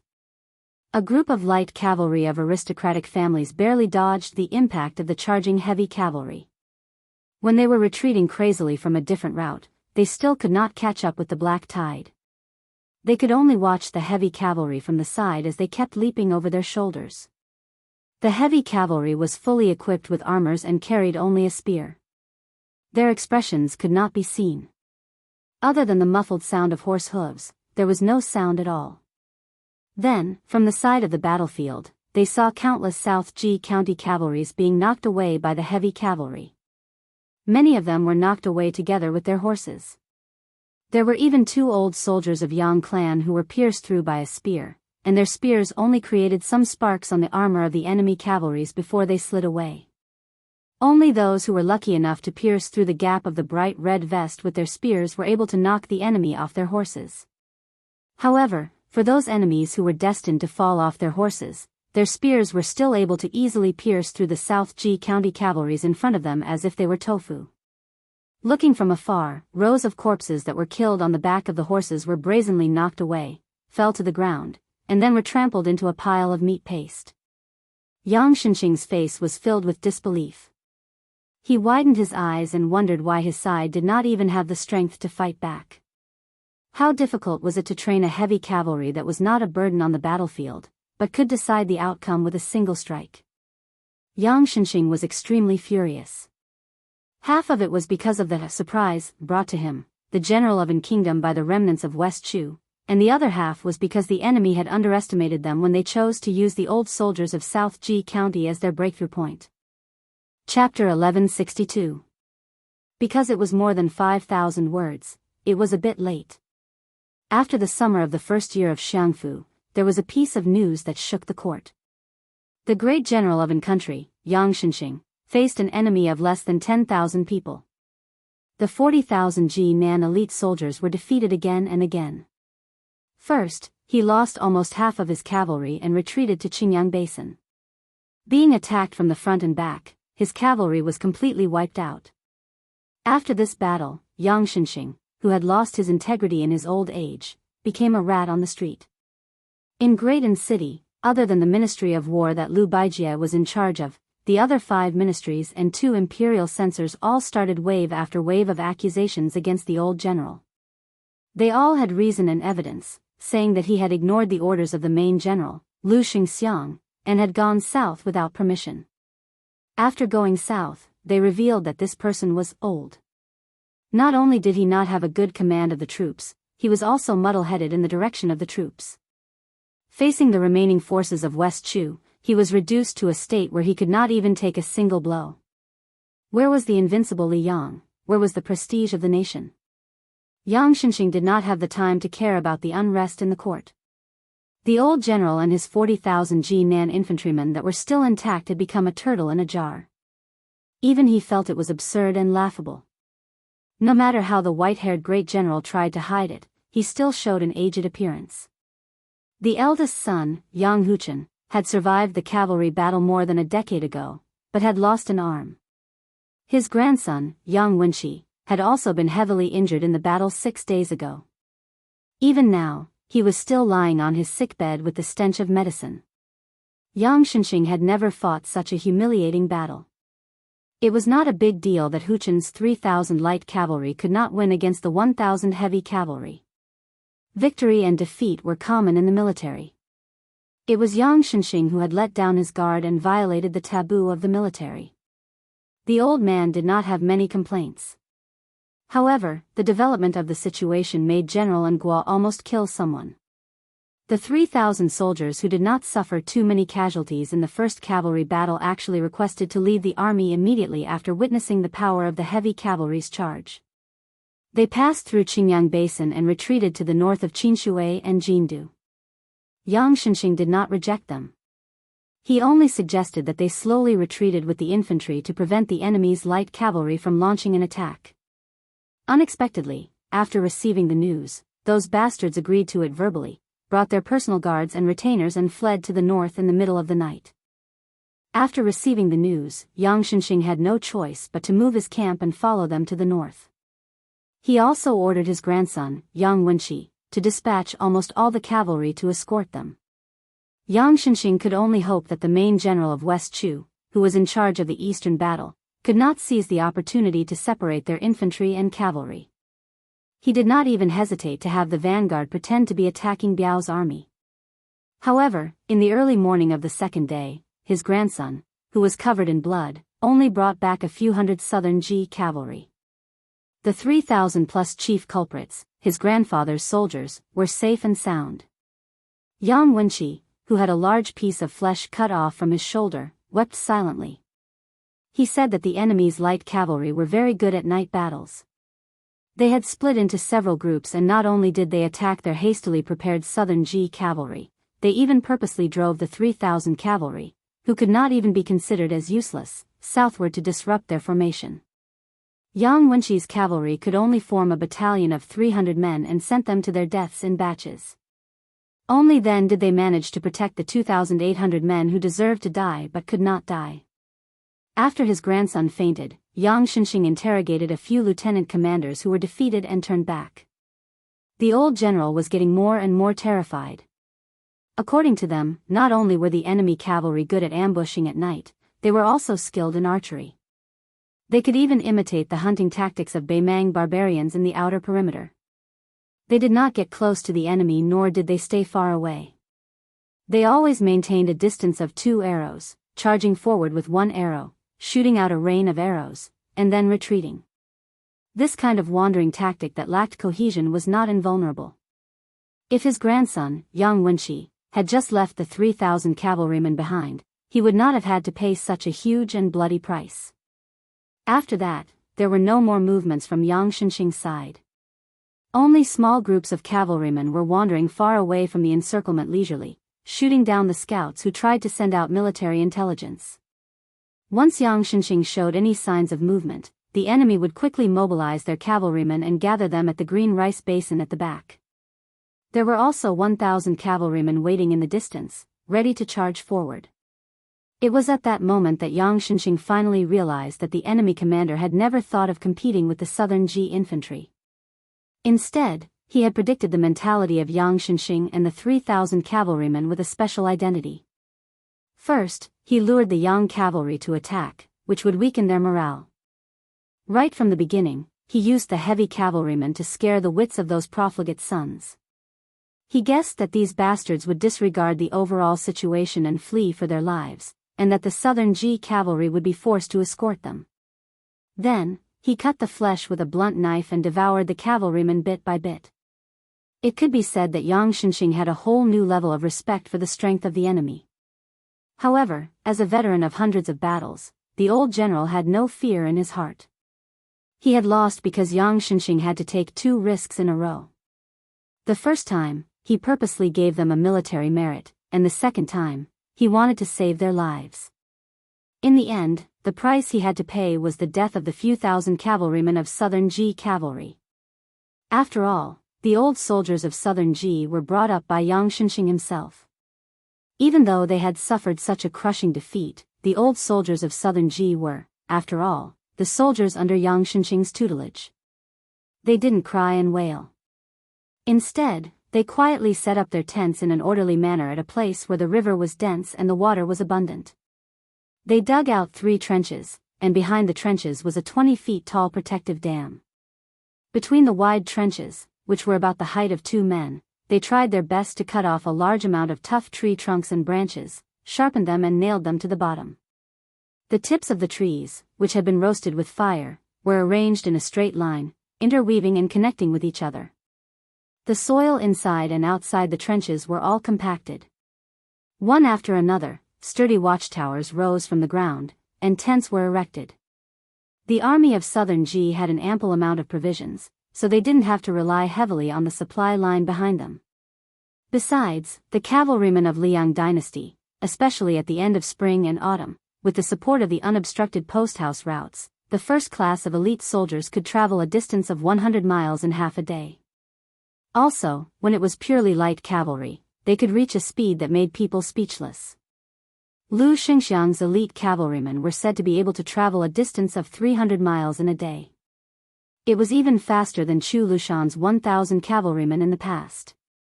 However, the latter was traveling on the Shu road after all. As for the post-house cavalrymen, they were not included in the list. Regardless of how many post-house stations were reduced in Liang dynasty due to the complaints of those civil officials who were desperately complaining about being poor, the post-house routes in the southern region of Jingji were still unobstructed. This was the source of Yang Xinxing's confidence. All he had to do was to wait for the reinforcements.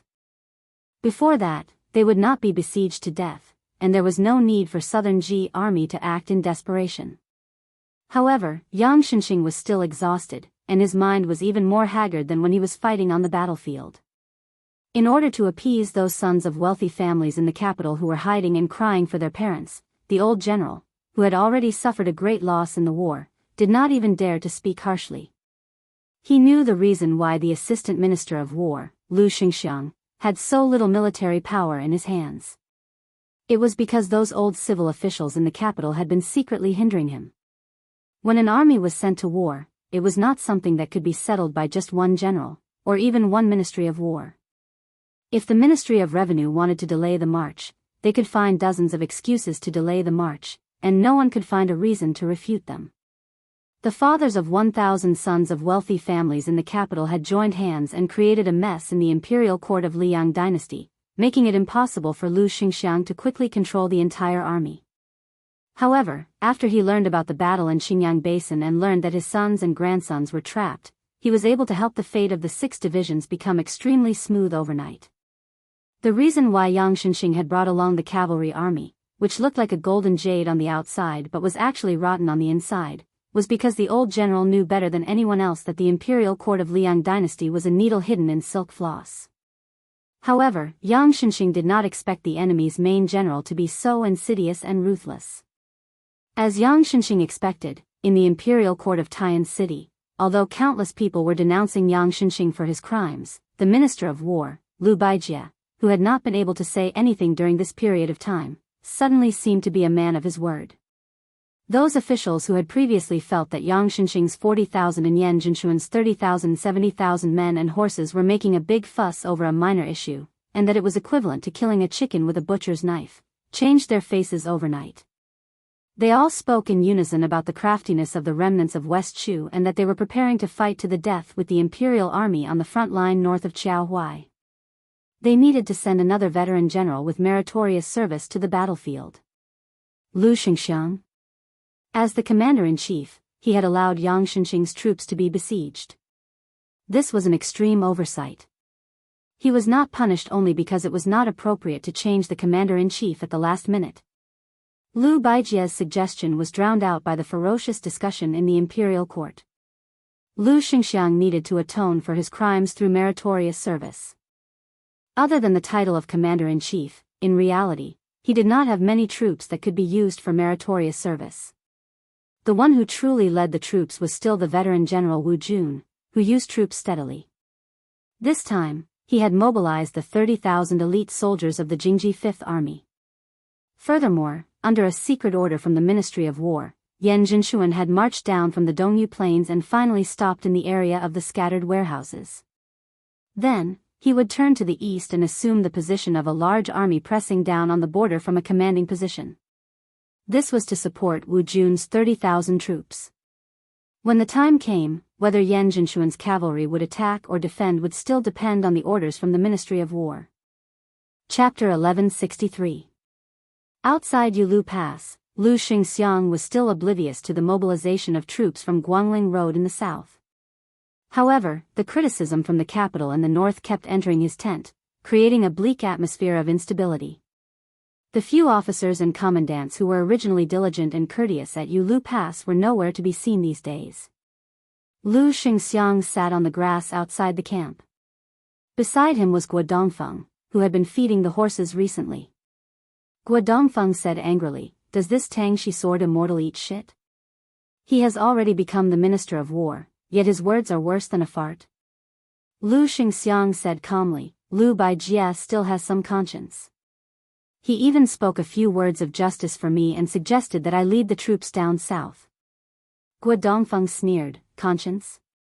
Then why didn't he put in a good word for that old fool Yang Shenxing? The 6,000 cavalry that he had painstakingly accumulated for more than 10 years were sent to their deaths in less than 10 days because of those hedonistic sons of rich parents. In the end, he didn't even have a good ending. Lu Xingxiang smiled faintly and said, Lu Baijie isn't stupid, and the people who curse in the imperial court aren't really stupid either. There are many things that you know are one thing, but when you say it out loud, it's another thing. As long as Lu Baijie wants to stabilize his position, he has no choice but to work hard without complaint, robbing Peter to pay Paul. If Gu Jiantang was in the Ministry of War, this would not be the case. Of course, if Great General Gu is in Great Peace City now, there will be no day for me, Lu Xingxiang, to shine. Guo Dongfeng snorted coldly. West Chu's main general must have water in his head. He treated the front line of the Baiao army as a battlefield to compete in military strength. Did he really think that everything would be fine after eating Yang Shenxing's 40,000 Southern Ji soldiers? Lu Xingxiang glanced at Guo Dongfeng. The civil officials in the imperial court are stupid, so are you? Guo Dongfeng was stunned. He said with a shocked expression, did West Chu really plan to eat Yan Zhenxuan's 30,000 cavalry from the beginning? Can they? Yan Zhenxuan is not Yang Shenxing. Are they not afraid of choking to death? Could it be that Chao Changqing is going to personally take action? Lu Xingxiang looked into the distance and said with a cold smile, you better open your eyes wide and watch carefully. I have a feeling that in this battle, a few young people will emerge from West Chu who will become your mortal enemies. Guo Dongfeng chuckled. That's a good feeling. 30 li north of the scattered warehouse, Yan Zhenxuan's 30,000 cavalry deliberately slowed down as they went south. The scouts reported that there was an enemy army 5 li away.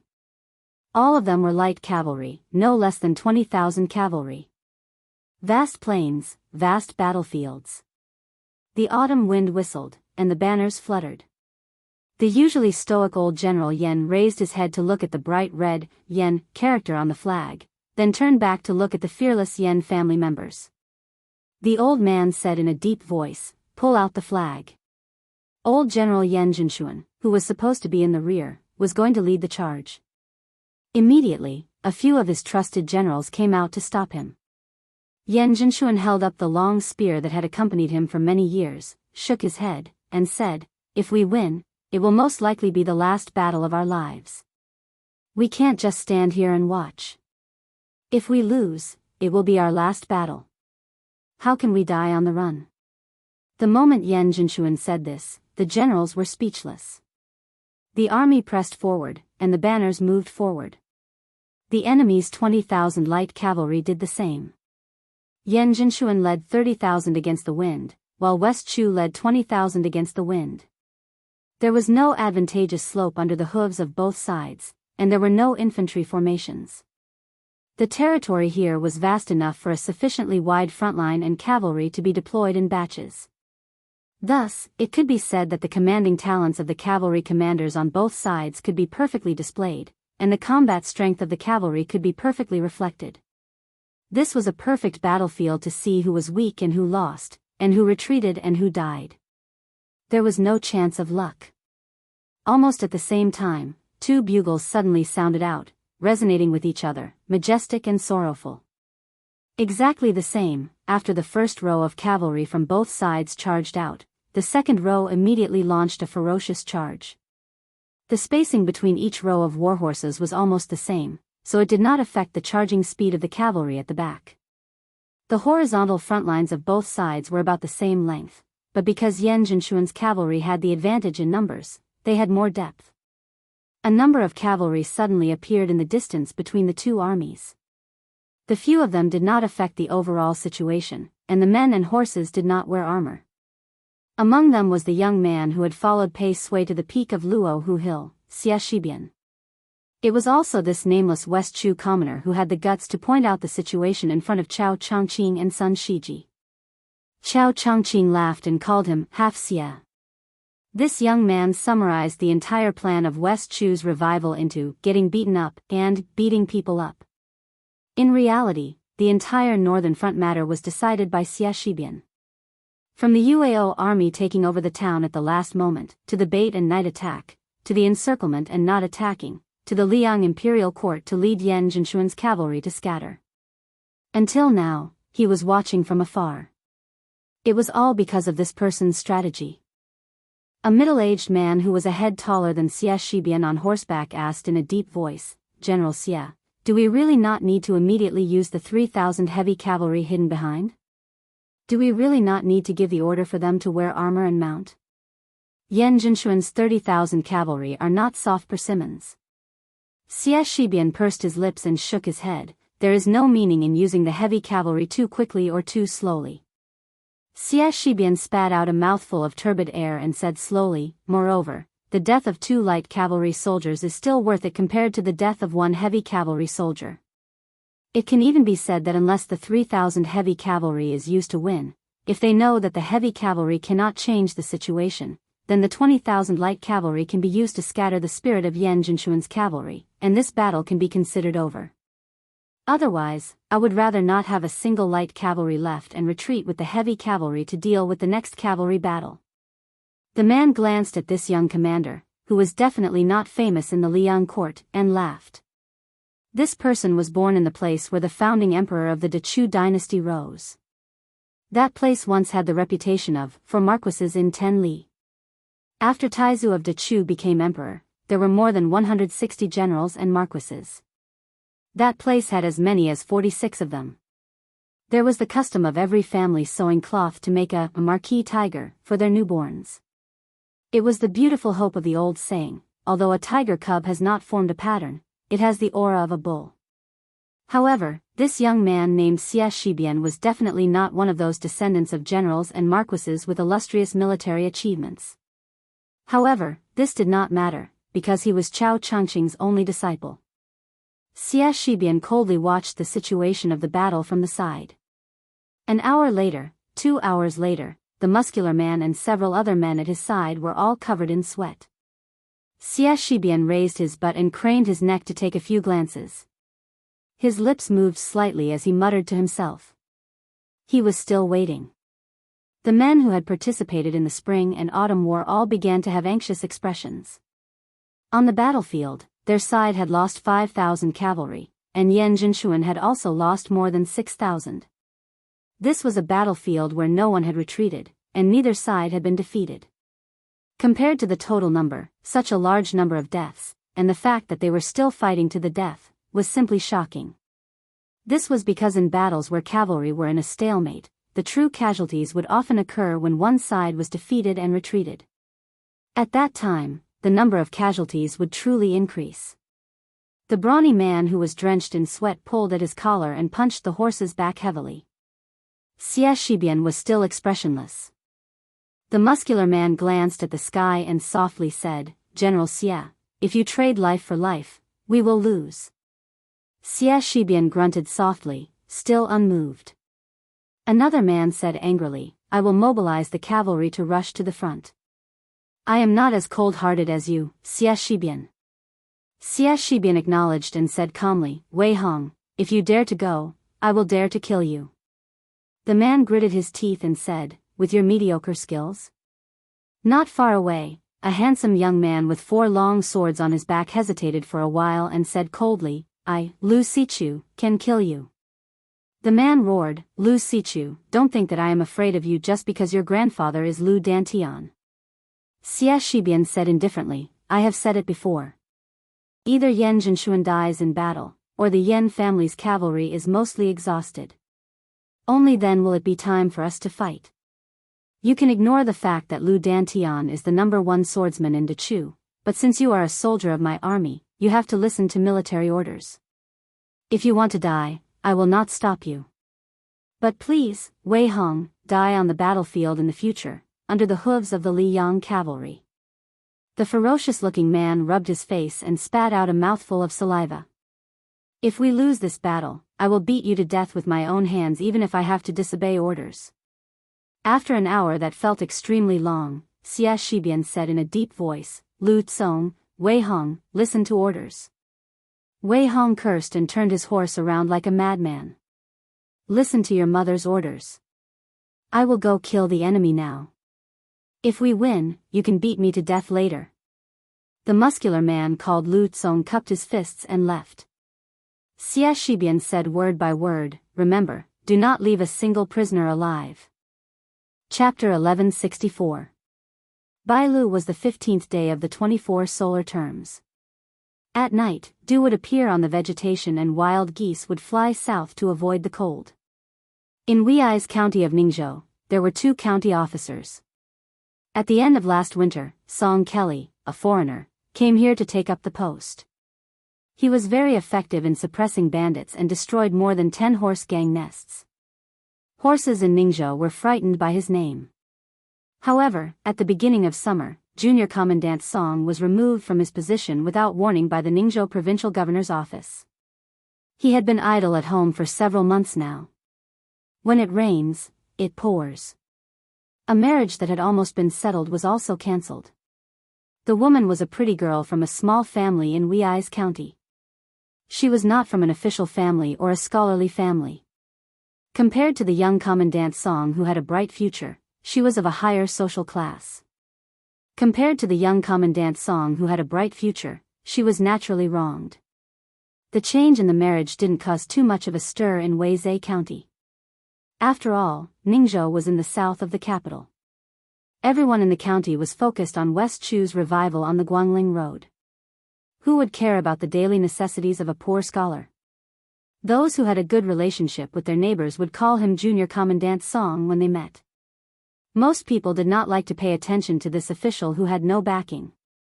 However, at dusk during Bailu, an old Confucian scholar with white hair entered the county.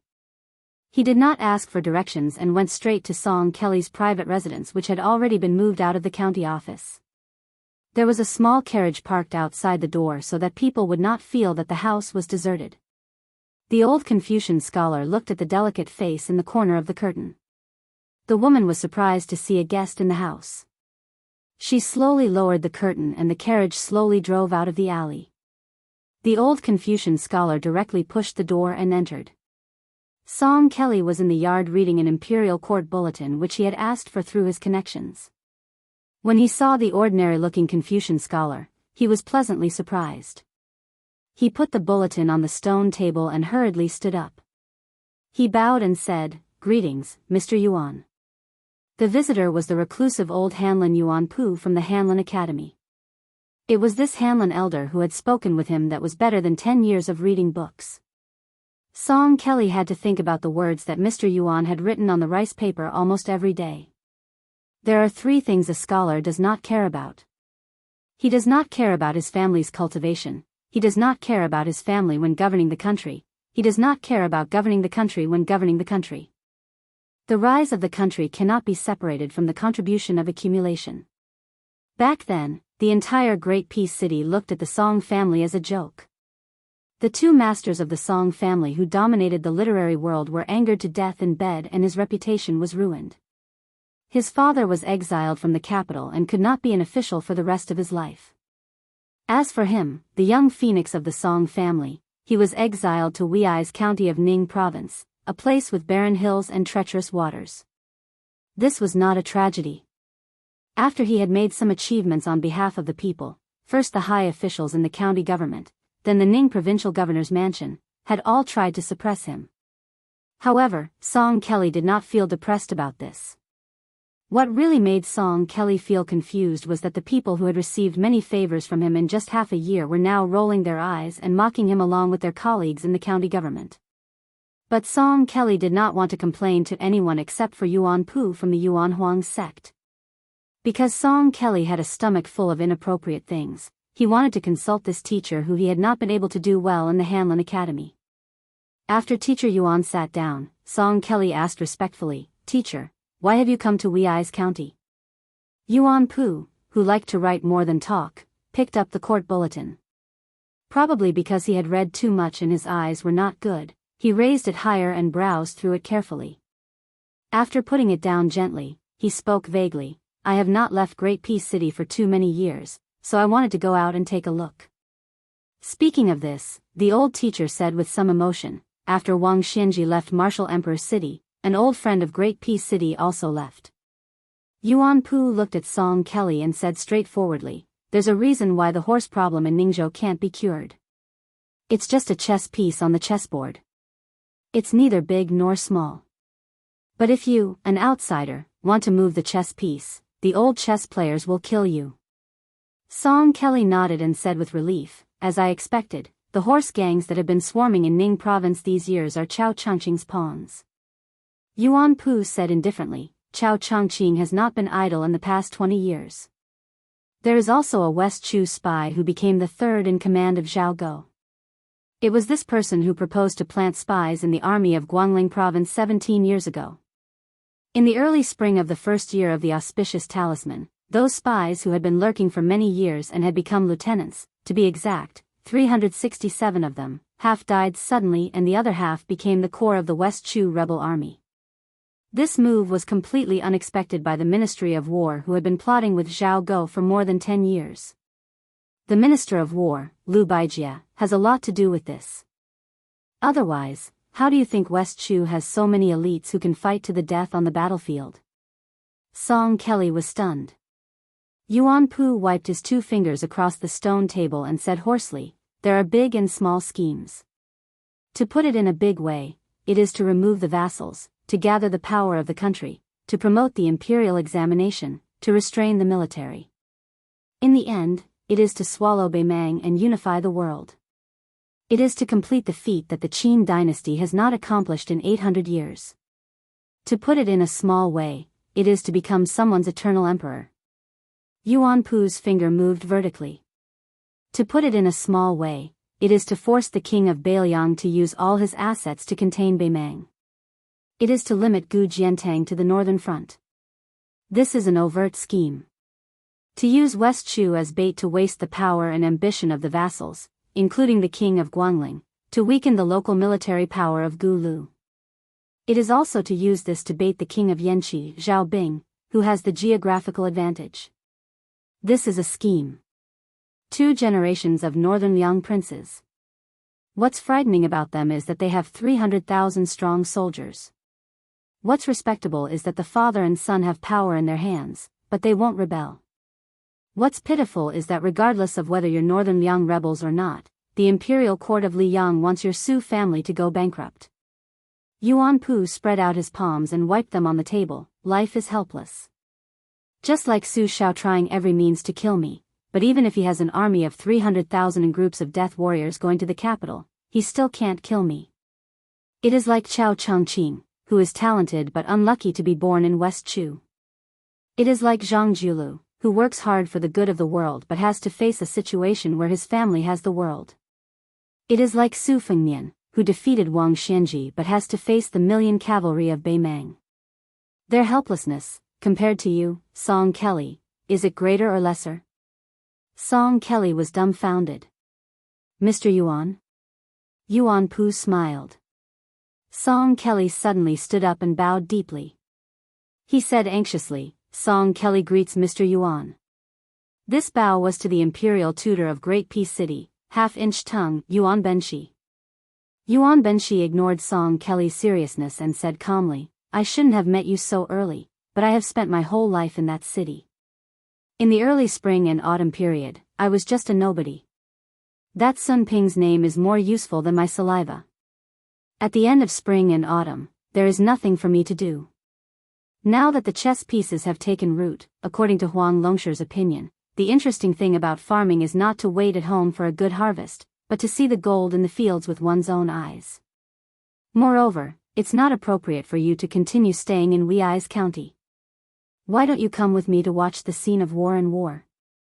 Otherwise, we scholars will only talk about the hardships of the people, but in the end, we don't even understand the suffering of the common people.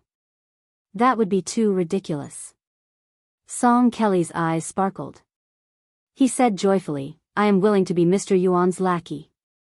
Yuan Benshi nodded and asked, "I saw the woman in the alley just now. How do you think she compares to the princess who secretly left the capital just to see you?" Song Kelly was speechless and did not know how to answer. One was a beautiful princess, the other was a pretty girl from a humble family. How could they be compared? Yuan Benshi's eyes drifted. He sighed and said, "When it comes to relationships between men and women, some people are good people and treat you well. This is a blessing, but it does not mean that they really like you. Some people have bad personalities, but are willing to change a lot for you, but they really like you. The woman surnamed Zhao is willing to risk leaving the capital to find you, but she will not abandon her family. When it is time to choose one of the two, she will leave you. But the woman surnamed Lu in the alley is gentle, but she will most likely do anything for you and will follow you to the end. People in the world always think that people with status will be grateful if they do something for them, but they are not deeply moved by the care of their parents, the help of their poor friends, or the help of their wives." Song Kelly said bitterly, "Thank you for your advice." Yuan Benshi suddenly sat back on the stone bench. "Talking is more tiring than doing things. Bring me wine." Song Kelly quickly ran into the house to find wine. Yuan Benshi said to himself, "If it were not for Bei Mang, with 300,000 Bailiang, what would West Chu do? What would Zhao Bing and Zhao Yi and the other princes do?" Yuan Benshi said self-deprecatingly, "I am also helpless." Chapter 1165. A carriage leisurely drove towards the granary. The coachman was Song Kelly's delicate servant. Yuan Benshi, who sat in the carriage, kept the curtain drawn and looked at the formation of geese in the sky, lost in thought. The bird that sticks out takes the brunt of the wind. But no matter if it was a family, a clan, or a country, there would definitely be someone who would stand out. After Song Kelly left Wei's county, there were no more imperial court bulletins to read. However, Mr. Yuan would talk to him every once in a while, intentionally or unintentionally, revealing the secrets of heaven. Song Kelly believed him without a doubt. The Battle of the Scattered Cavalry was the first great defeat the emperor had suffered in the territory south of Great Peace City after he ascended the throne. During the Yonghui era, they had gone to Nanzhao twice. Although they had returned without any achievements, they had won and lost several large and small battles. In the battle of the first year of Jianghu, the great general Yan Jinshuan had died in battle and 30,000 elite cavalry had been completely annihilated. There was no way to cover this up anymore. The Liyang court was terrified. If it was said that Yang Xinxing being trapped could be understood as underestimating the enemy, then the Yan family's cavalry and the West Chu rebel army had met force without any tricks. The result was a crushing defeat, forcing the court officials to reevaluate West Chu's strength. Song Kelly, who wholeheartedly served his country, was even more worried. It was only when Mr. Yuan spoke to him openly that this young phoenix of the Song family truly understood the treacherous nature of the imperial court. "Did you see something? Yang Xinxing's 40,000 southern Ji soldiers, the 5,000 to 6,000 newly created cavalrymen, and Yan Jinshuan's 30,000 elite cavalrymen guarding the capital are all someone's army?" Song Kelly exclaimed, "But isn't the price a little too high?" Yuan Benshi smiled faintly. "On the court side, it's mainly the Ministry of War and the study where the daily manager works. These places don't think that Yang Xinxing and Yan Jinshuan, the two veteran generals with meritorious service, will be defeated. They should have lost after the backbone of West Chu, Chao Changqing, showed up. However, since the capital's military seems to have suffered a heavy blow, then what reason does Prince Guangling, Zhao Yi, have to not make any moves?" Song Kelly sighed. "First restraining the military, then removing the vassal state is a matter of course. This is an open conspiracy." Yuan Benshi did not comment. He hesitated and said self-mockingly, "I've read some military books, but I don't dare to say that I'm familiar with military affairs. Therefore, I've always tried my best not to interfere in the layout of war. Of course, it's important to know one's own strengths and avoid one's weaknesses. Many times, as long as you don't make mistakes, opportunities will come. Yang Xinxing had lost because of the imperial court. Otherwise, with Zhu Zhao's frontline military strength, both sides were evenly matched. If Yang Xinxing was allowed to fight steadily, he would still be able to gain an advantage. However, Yang Xinxing had been fighting wars for most of her life. When she got older, she no longer thought of herself as a feudal official. Instead, she thought of herself as a courtier. In the end, it was reasonable that she lost outside of the battlefield. Song Kelly, you must learn from this. Song Kelly nodded vigorously. Yuan Benshi continued, Yan Jinshuan was implicated by Yang Xinxing and had no choice but to retreat to the south. West Chu's cavalry waited for him to exhaust himself. Then, unexpectedly, 3,000 heavy cavalry appeared at the crucial moment to disrupt the situation. The more Yan Jinshuan managed his army and the more his soldiers fought to the end, the more they fell into West Chu's trap. With Yan Jinshuan's experience, he would have guessed that West Chu's 20,000 light cavalry had an ambush behind them. He just didn't expect that the 20,000 cavalry would be defeated by the 30,000 cavalry. The imperial court made one wrong step after another, while West Chu took one step after another. It seemed like West Chu had a successor. The Ministry of War had a record of several youths and 4 of them were the best. 2 of the 4 had appeared. The Pei clan's Pei Sui was in charge of government affairs. This person was young and old, with a profound family background, but he was lacking in spirit. Su Yunxia, who led 20,000 light cavalry to fight to the death with Yan Jinshuan, was full of spirit. However, he couldn't grasp the timing of the heavy cavalry's attack. It seems that the northern front is the work of Ko Jianghu or Xia Shibian. Song Kelly said slowly, I've heard of Ko Jianghu. His ancestors were all generals of West Chu.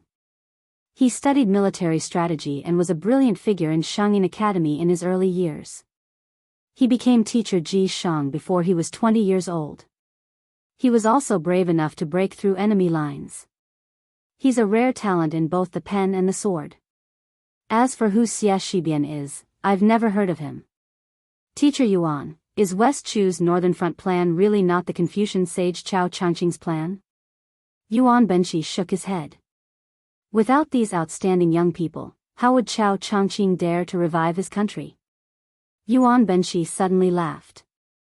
It was the kind of laughter that wouldn't stop. Song Kelly was stunned. His impression of teacher Yuan was that he was calm in the face of change. He had great wisdom, but he was shrewd and rarely revealed his true feelings. After laughing heartily, Yuan Benshi took a sip of wine and said, I've been cooped up in the Hanlin Academy all my life. I've heard a lot of famous scholars talk and talk. Although I'm pedantic, I'm still one of the most knowledgeable people in the world. There's no lack of merit. I've either dealt with a group of people who can't see the light of day, or I've dealt with a group of people behind the scenes. These people are even more knowledgeable. Each of them has their own outstanding talents. Some of them are flawless in small details. Some of them have great foresight. When I left the capital this time, I stayed in those inns and towns and listened to the boasting of poor scholars and country bumpkins. Only then did I realize that there's a different flavor to it. Chapter 1166. Song Kelly didn't know whether to laugh or cry, but he didn't dare to comment. During this trip to the south, he had heard many ridiculous comments from frogs at the bottom of the well. Song Kelly often heard them in one ear and out the other, but Mr. Yuan enjoyed them every time. He drank and ate more and more happily.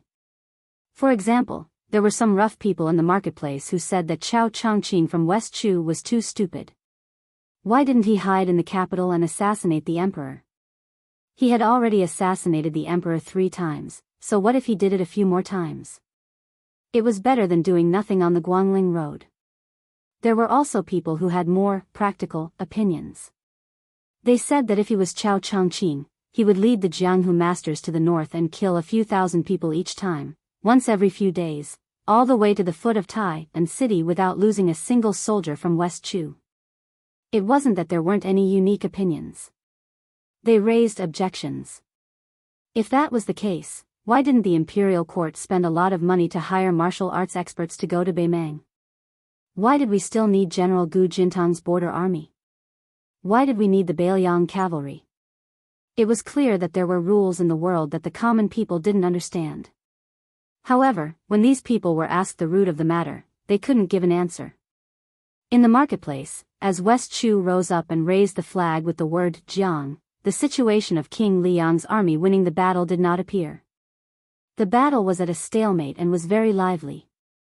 There were many people who were angry and expressed their opinions. Yuan Benshi laughed softly and asked, do you think that the common people who are far away from the center of power are crude and short-sighted? Song Kelly didn't hide his thoughts and nodded, I do think so. Yuan Benshi shook his head and said, it's not that I haven't thought about reorganizing the forces in Jianghu. However, when the late emperor ordered Su Shao to enter Jianghu, it made a bad start. Later, although the imperial court left many positions among the imperial golden saber guards for the common people in Jianghu, and the Ministry of Justice and the Zhaogo Bureau gave out a lot of protective talismans and a considerable number of copper-embroidered carp bags, they paled in comparison to the Empress of Beimang. Although it was wishful thinking for the prideful top-notch martial artists to work together to assassinate someone at the cost of their lives, it was not difficult to reduce the number of casualties in a battle. But there were two things that caused me to completely give up on the idea. One was the orthodoxy of the literary vein in the emperor's heart, the obstruction of the eunuch Han Xingxian, and teacher Lu's attitude that he was the only one in Great Peace City. The second thing is that Su Shao collected all the secret manuals in the world and put them in storage. He also set the rule of Jianghu. From then on, the court and Jianghu did not interfere with each other's business. He was unable to create the scene of Beimang merging with the Great River.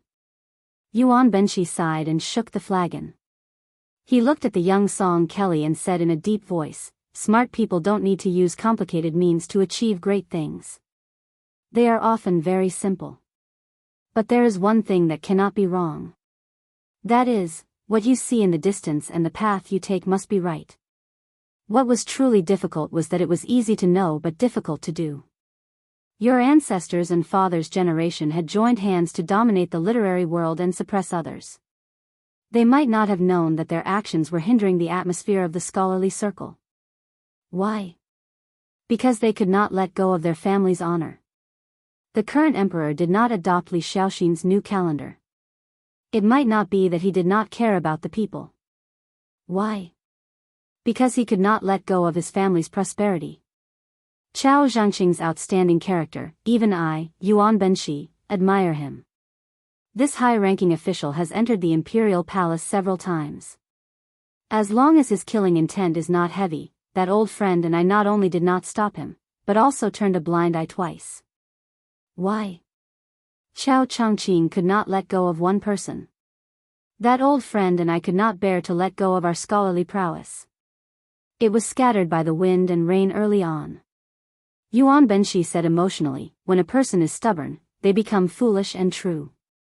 The good and the bad cannot be described in a few words. Song Kelly was about to continue asking for advice when Yuan Benshi had no intention of speaking.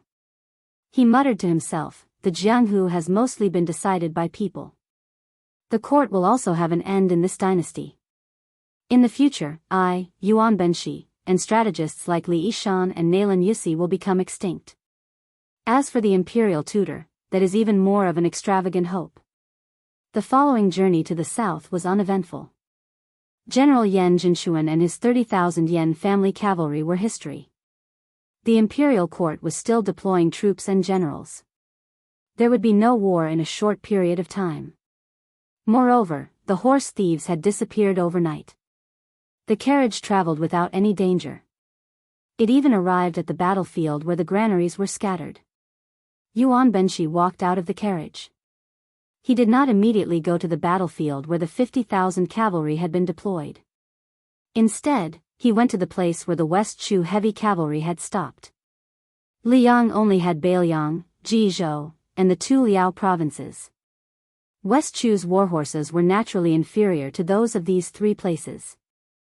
Moreover, when the heavy cavalry rushed to the battlefield, it was impossible for them to gallop with the momentum of a rainbow. Instead, they needed a large number of mules and horses and many auxiliary soldiers. Before the heavy cavalry entered the battlefield, the riders did not wear armor or mount their horses. They only chose to hide in a place not far from the battlefield and quietly wait for an opportunity. Once the heavy armored cavalry completed their charge, the huge impact they would create would be unparalleled.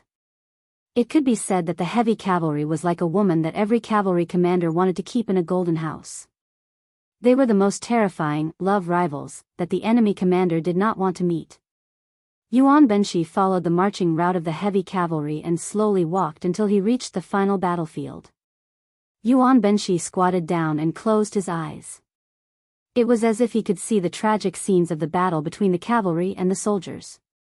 At the end of the light cavalry battle, the West Chu heavy cavalry charged out. Yan Jinshuan, who had changed his warhorse several times, was covered in blood. He was not afraid of death. He led the few remaining personal guards who had been protecting him and took the lead to meet the heavy cavalry. Those who had horses continued to fight on horseback and made one last charge. The Yan family cavalry, who no longer had any warhorses to ride, stepped into formation and met the unstoppable flood of armored soldiers. After the situation was settled, the exhausted West Chu cavalry continued to chase with gritted teeth. Yan Jinshuan was the first to die in battle. He did not even leave a complete corpse. His generals died soon after. Many of the Yan family cavalry who could no longer fight stared blankly at the spears on the backs of the enemy's horses or at the blades of the West Chu foot soldiers. Many blood-soaked flags fell on the battlefield. Some of the cavalry tried their best to grab a corner of the flag before they died. After the battle, the young commander of West Chu, who did not personally enter the battlefield, methodically ordered his auxiliary generals to deal with the funeral arrangements. The young man did not have the joy of becoming famous in one battle. He sat alone on the ground and looked around. He quietly lowered his head and raised his arm to wipe his tears. It was not only for the men of West Chu, but also for the Yan family cavalry of the enemy camp. Chapter 1167. Wudang's 81 mountain peaks were a spectacular sight, but not every peak had a Daoist temple, and not every mountain had a Daoist cultivator. Among them, the small pillar peak in the north had relied on the east wind of the northern Liang king's large-scale construction to build a new Daoist temple. The master of the temple was the old Daoist Song Zhiming's youngest disciple, Han Gui. This young Daoist cultivates his heart, not his strength. Even the old sect leader Wang Zhonglo once said, "This child is upright and sincere, the further he goes in the future, the further he will go." However, even though Wudang's mountain style was simple and honest, Han Gui was neither proficient in alchemy nor talismans. Even his divination skills were sparse, so Song Zhiming never allowed this disciple in closed-door training to open the peak. Of course, with the incense offerings of Wudang Mountain in the past, even if they wanted to, they were powerless. After Wang Zhonglo passed away, the sect leader was changed from Hong Shixiang to Li Yufu, but Han Gui still cultivated in a tepid manner. Green Mountain Taoist Temple was newly completed. After the initial celebration from the various Taoist temples, Han Gui was not a person who was good at extravagance. The remote little pillar peaks soon quieted down, and the number of pilgrims at Green Mountain Taoist Temple could be counted on one's fingers. However, there was a child who often came to Green Mountain Temple to play and became familiar with the boy who swept the path. Later, the child brought a young man to offer incense, who was said to be his master. The temple master, Han Gui, climbed the mountain at a young age and concentrated on studying the classics. He had always lived in seclusion and did not pay attention to worldly affairs. He also did not recognize the pilgrim who could not be considered extravagant. The third time the pilgrim entered the mountain to offer incense, Han Gui still did not recognize him. Instead, it was the disciple sweeping the floor who remembered the person's face and secretly reminded him in a low voice. Han Gui then hurriedly stepped over the threshold and called out to the handsome young master, saying that the Taoist temple was simple and crude, and that there was only crude tea to welcome guests. The handsome and resolute pilgrim did not refuse and agreed with a smile. Han Gui made good tea. The tea was wild tea from the mountain, but Han Gui's tea was not like those of the famous Jiangnan scholars who did not pay attention to the water used to make the tea. The two drank. The pilgrim who called himself Liangzhou Su Chi did not say much, only praising the tea's profound taste. Han Gui did not know how to exchange pleasantries and could only laugh it off. While they were drinking tea, the child who came to Shaozhu Peak to play from time to time and Han Gui's disciple, Qing Xian, sat on the stone steps outside the main hall and chatted. Although Qing Xian was young and had endless homework and work to do every day, his seniority in the Wudang Peaks was not low. The old chief Wang Zhonglo and the others had the highest seniority on the mountain, but with the passing of the oldest Song Zhiming, only Chen Yao and Yu Xingrui were left. Next was the new chief Li Yufu's generation. Because the previous generation took in very few disciples, Han Gui, as one of Song Jiming's 6 disciples, had the same seniority as Li Yufu. Next was the Qing generation. There were about 40 people on Wudang Mountain. Although there were signs that the number was gradually increasing, if the little Taoist child Qing Xian went to places like Lotus Peak and Jade Pearl Peak where incense burned, many middle-aged Taoist priests might even call him martial uncle. The little Taoist child Qing Xian wore a Dongxian scarf commonly seen in martial arts. There was an inch of cotton folded on top of the scarf, and auspicious clouds were drawn on the surface of the scarf. It hung down like a bamboo slip, inspired by the immortal Lu Zhu. At this moment, the little Taoist child was talking to his new peers about the art of nourishing one's health, which he did not fully understand. Today is the autumn equinox. My sect's ancient book, True Theory of Heavenly Essence Nourishment, has recorded that the thunder has stopped and the yin qi has gradually increased. My generation should lie down early and rise early. Moreover, my master said that the hot and dry autumn is also divided into warm and dry, cool and dry. We should climb high and look into the distance, diligently breathing in and out, knocking our teeth and swallowing. The art of nourishing one's health, in general, is the word restraint. Listening to the little Taoist child's genteel words, the other child babbled indifferently. However, he asked curiously, since there will be less thunder in the future, will there be more demons and ghosts? Then won't you Taoists be busy going down the mountain to get rid of demons and ghosts? Qing Xian rolled his eyes. A chicken talking to a duck, he was a bit angry. The child who knew he had made a mistake scratched his head, not knowing what to do. In the end, Qing Xian didn't bicker with this guy. Suddenly, he had a gluttonous look on his face. He even wiped the saliva from the corner of his mouth and said in a low voice, "Di Long, let me tell you. There's a large persimmon forest on Little Lotus Peak. It's going to be completely red soon and very delicious. I've already discussed it with a few senior martial brothers and martial nephews on the other peaks. When are we going to pick persimmons? Do you want to go? If you want to go, I'll count you in." Di Long said in surprise, "Little Lotus Peak? Isn't that the place where your previous sect master, Immortal Hong, cultivated alone? You also dare to go steal persimmons?" Qing Xian shrunk his neck and carefully glanced at his master. Then, he lowered his voice and said, "Before young martial granduncle ascended, it wasn't a problem for us to pick persimmons. Young martial granduncle would even personally help us pick persimmons. Alas, it's a pity that after young martial granduncle ascended, martial granduncle Chen, who was in charge of discipline, didn't let people go there. Some time ago, for some reason, he even issued a ban on the mountain. However, the persimmons there are really very sweet and very delicious." At this point, the little Daoist's eyes suddenly turned red. He hurriedly raised his sleeve to wipe his eyes. Di Long laughed mischievously and said, "You want to eat persimmons and you want to cry? Can't you be a bit more mature? It's fine, I'll hurry and pick them for you tomorrow. I guarantee you'll have enough." The little Daoist glared at him. "I just miss our young martial granduncle." On this side, there were persimmons and young martial granduncle. On the other side, Han Gui naturally knew what was going on. He sighed and was somewhat absent-minded. He still remembered when he chanced upon young martial uncle who rode and herded cows. Every time he saw juniors like them, if it was this season, he would always find a way to take out a few bright red persimmons from his sleeve. Before handing them over, he wouldn't forget to gently wipe them with his sleeve. Su Qi, or rather Su Fengnian, said softly, "Daoist Han, I know a little about geomancy. I also know that Little Pillar Peak's mountain terrain and water veins are dense. It's also one of the few blessed paradises in Wudang Mountain. Forgive me for asking, but why is there so little incense even though Green Mountain Monastery has been built?" Although Han Gui was not well versed in the ways of the world, his Dao heart was clear. He immediately understood the meaning behind this person's words.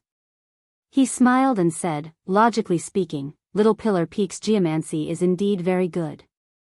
It should have been handed over to an extremely talented eldest disciple of the Qing generation to establish a sect. However, young martial uncle probably joked with me back then, saying that little pillar peaks osmanthus flowers were especially fragrant and topped all the other peaks. Since I have the word osmanthus in my name, I should have it in my life. To be honest, without mentioning anything else, just the statues and tables in Green Mountain Monastery are all cast in copper and distilled in gold. It's not cheap. I'm not afraid of being laughed at by young Master Su, but I'm really afraid that the thief will remember it. When the time comes, I won't be able to stop him even if I try my best.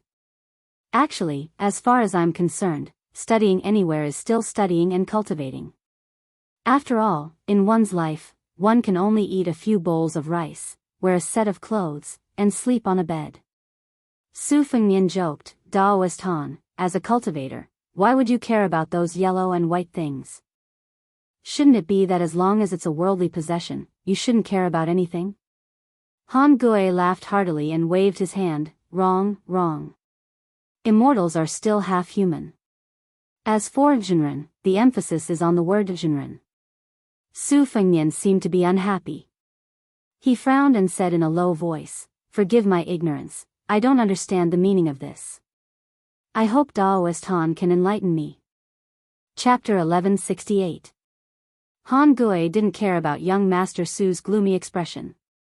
She smiled and said slowly, sleep, eat 3 meals with your eyes open, work hard and take care of your family.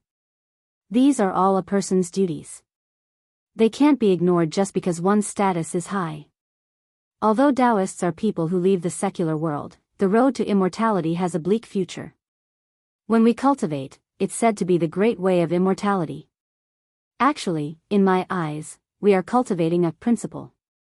For example, if a person is at home and looks after the things in the house, they won't be lost or damaged. If you're lodging, you should protect the things in the courtyard from being stolen or robbed. I am a passerby of this Green Mountain Monastery and a lodging person in the secular world.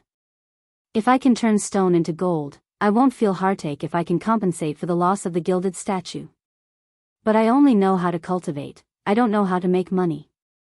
Since I can't compensate, I have to feel heartache.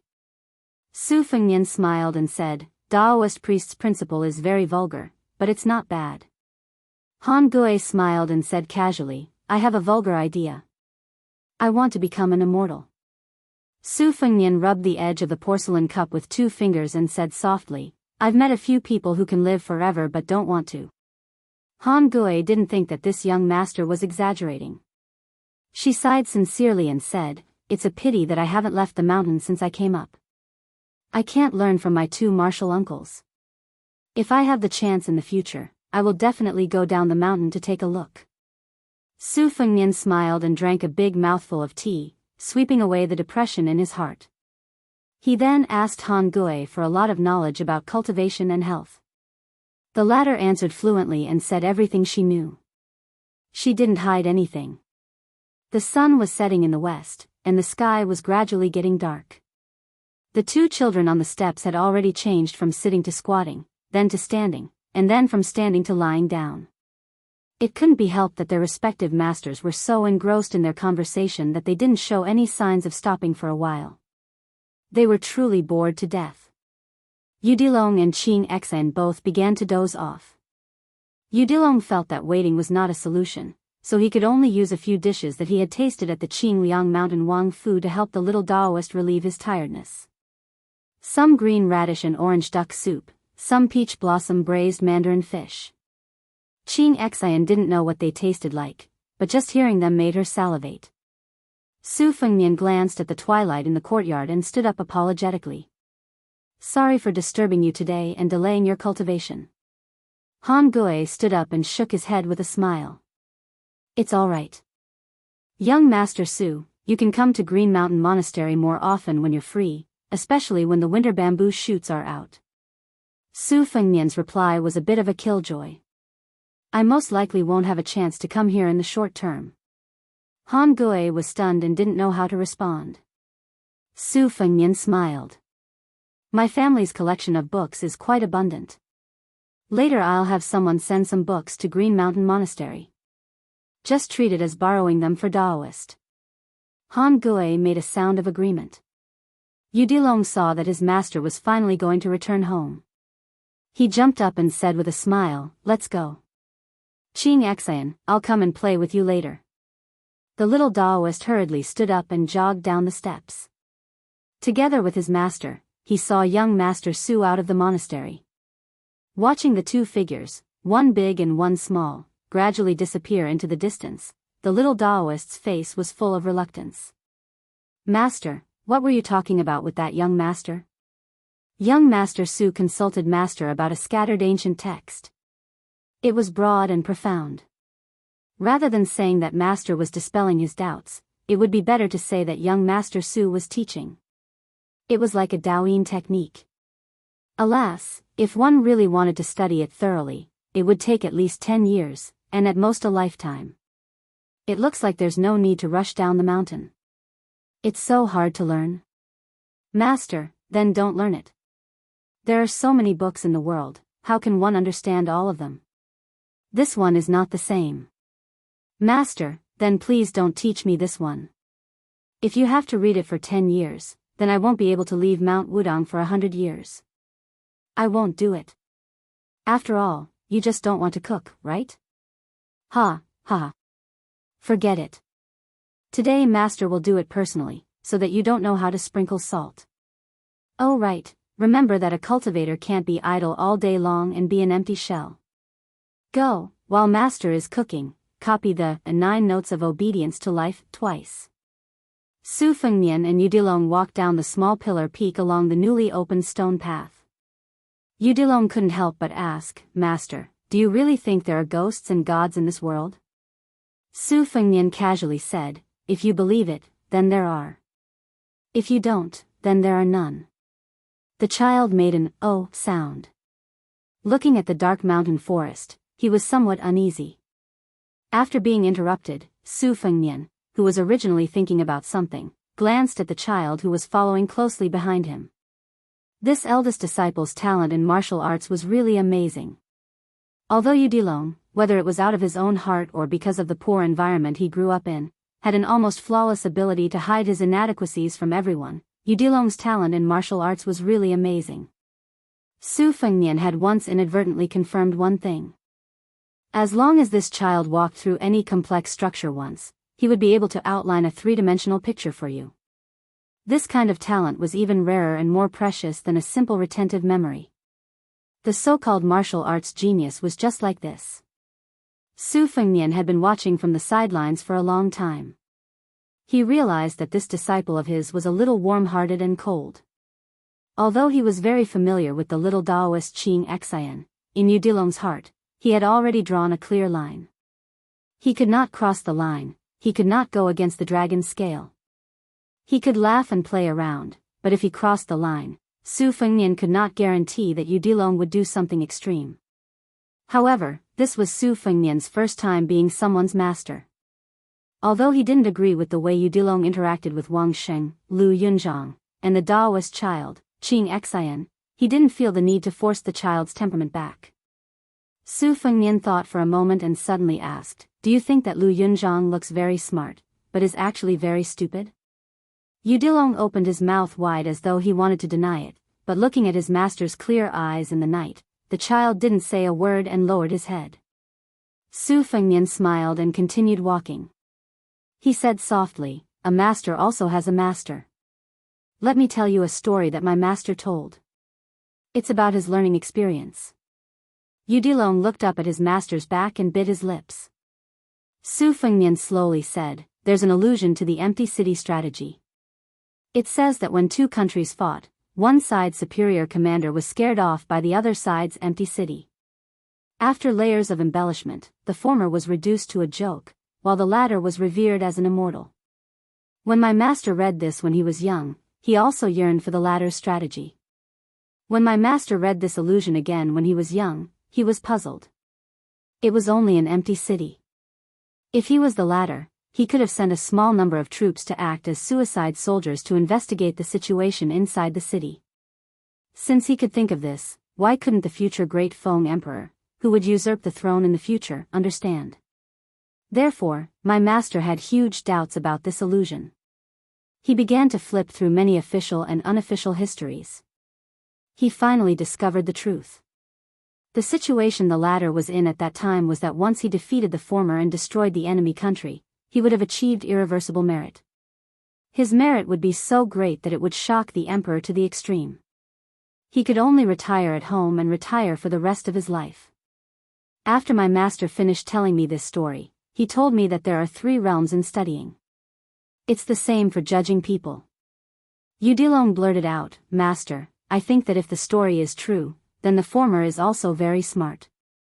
The empty fort stratagem, in itself, is not clever. What is clever is that he used this stratagem to scare off the enemy. Both of them had a way out, and by the way, he won the respect of the future generations." Su Fengnian nodded and said, "That's what I told Master back then." Udilong scratched his head. Su Fengnian smiled and squinted his eyes. He said, "But Master immediately slapped me on the head with a duster and scolded me, being smart is superfluous and not beneficial. I used to feel wronged. Is it wrong to think that I'm smart?" Su Fengnian, with a gentle expression, continued, "Smart people should use their intelligence in the right place. Life between heaven and earth should be beneficial to the world. Even if you don't have the heart or the ability, you shouldn't bully others." Udilong said softly, "Master, don't worry. Even if I learn profound martial arts, as long as people don't bully me, I will never bully others."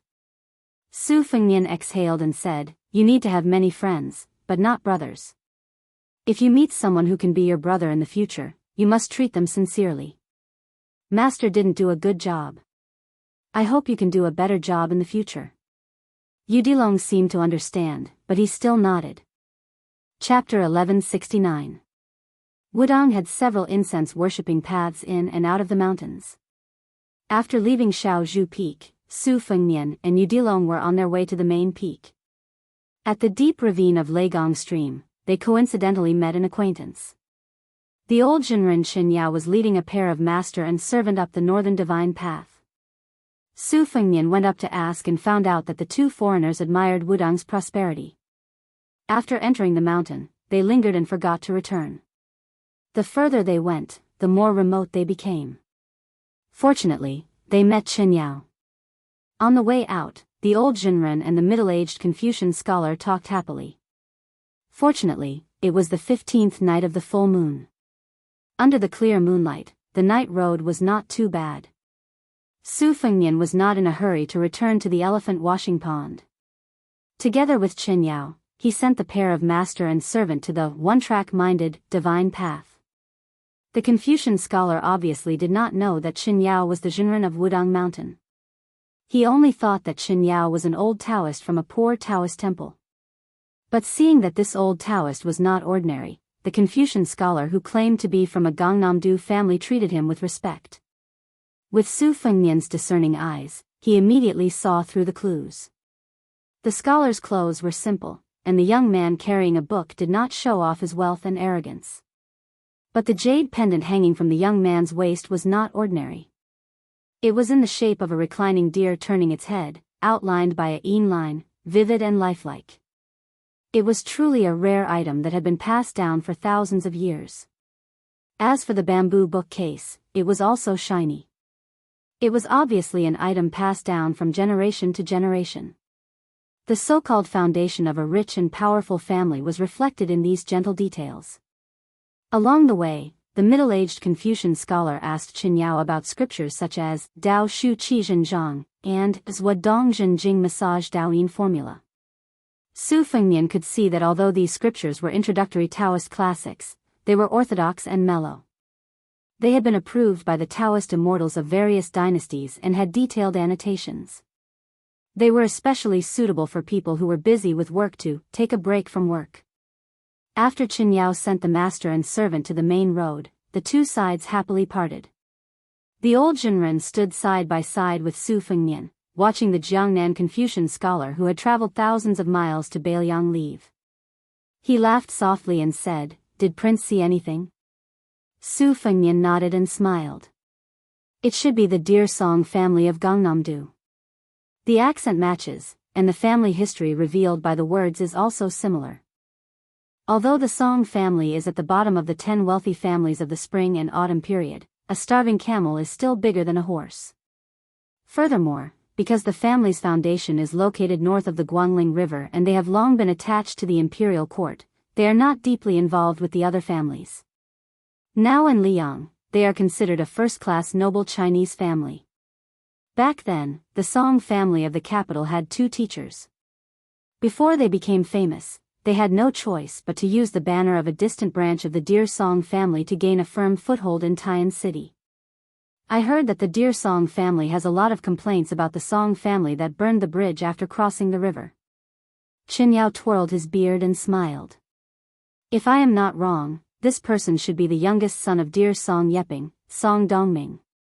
Legend has it that before this child was born, an auspicious white deer rushed into the mansion, and Song Dongming was born. Su Fengnian did not expect Song Dongming to come to Beiliang personally. He frowned and said, "This person is one of the hidden ministers that someone in the imperial court has taken a fancy to." On the surface, after he lost to Yi Mao Chun in the spring of Yonghui, he has devoted himself to the mountains and rivers for many years, but in reality, he has been hibernating and accumulating power. Powerful families like the Song family have always liked to speculate everywhere. However, to put such an important person like Song Dongming in Beiliang seems to be too risky. Qin Yao shook his head and turned to look at Su Fengnian face to face. He asked, "Your Highness, do you think that once Beimang invades the south, Beiliang will lose more than win?" Su Fengnian did not hide anything. He said calmly, "If the Empress of Beimang only uses half of the country's power and the Southern Dynasty's army to invade the south, I have full confidence that I can defend Beiliang's border. However, if the Empress of Beimang personally comes to the border with all of Beimang's military orders and generals, even if Beiliang already has 2 lines of defense, it will still be impossible to stop Beimang's iron hooves." To be honest, if it were not for Qin Jibao being conferred the title of King of Western Shu, allowing the Su family of Beiliang to build Western Shu and Nanzhao into the 3rd line of defense, we still have the confidence to stop Beimang from invading the south. According to my master, Li Yishan's plan, Beiliang's 200,000 border soldiers, Yuliang and Nanzhao, and finally Liuzhou's western regions and Western Shu's Nanzhao, would be enough to hold Beimang's million-strong army.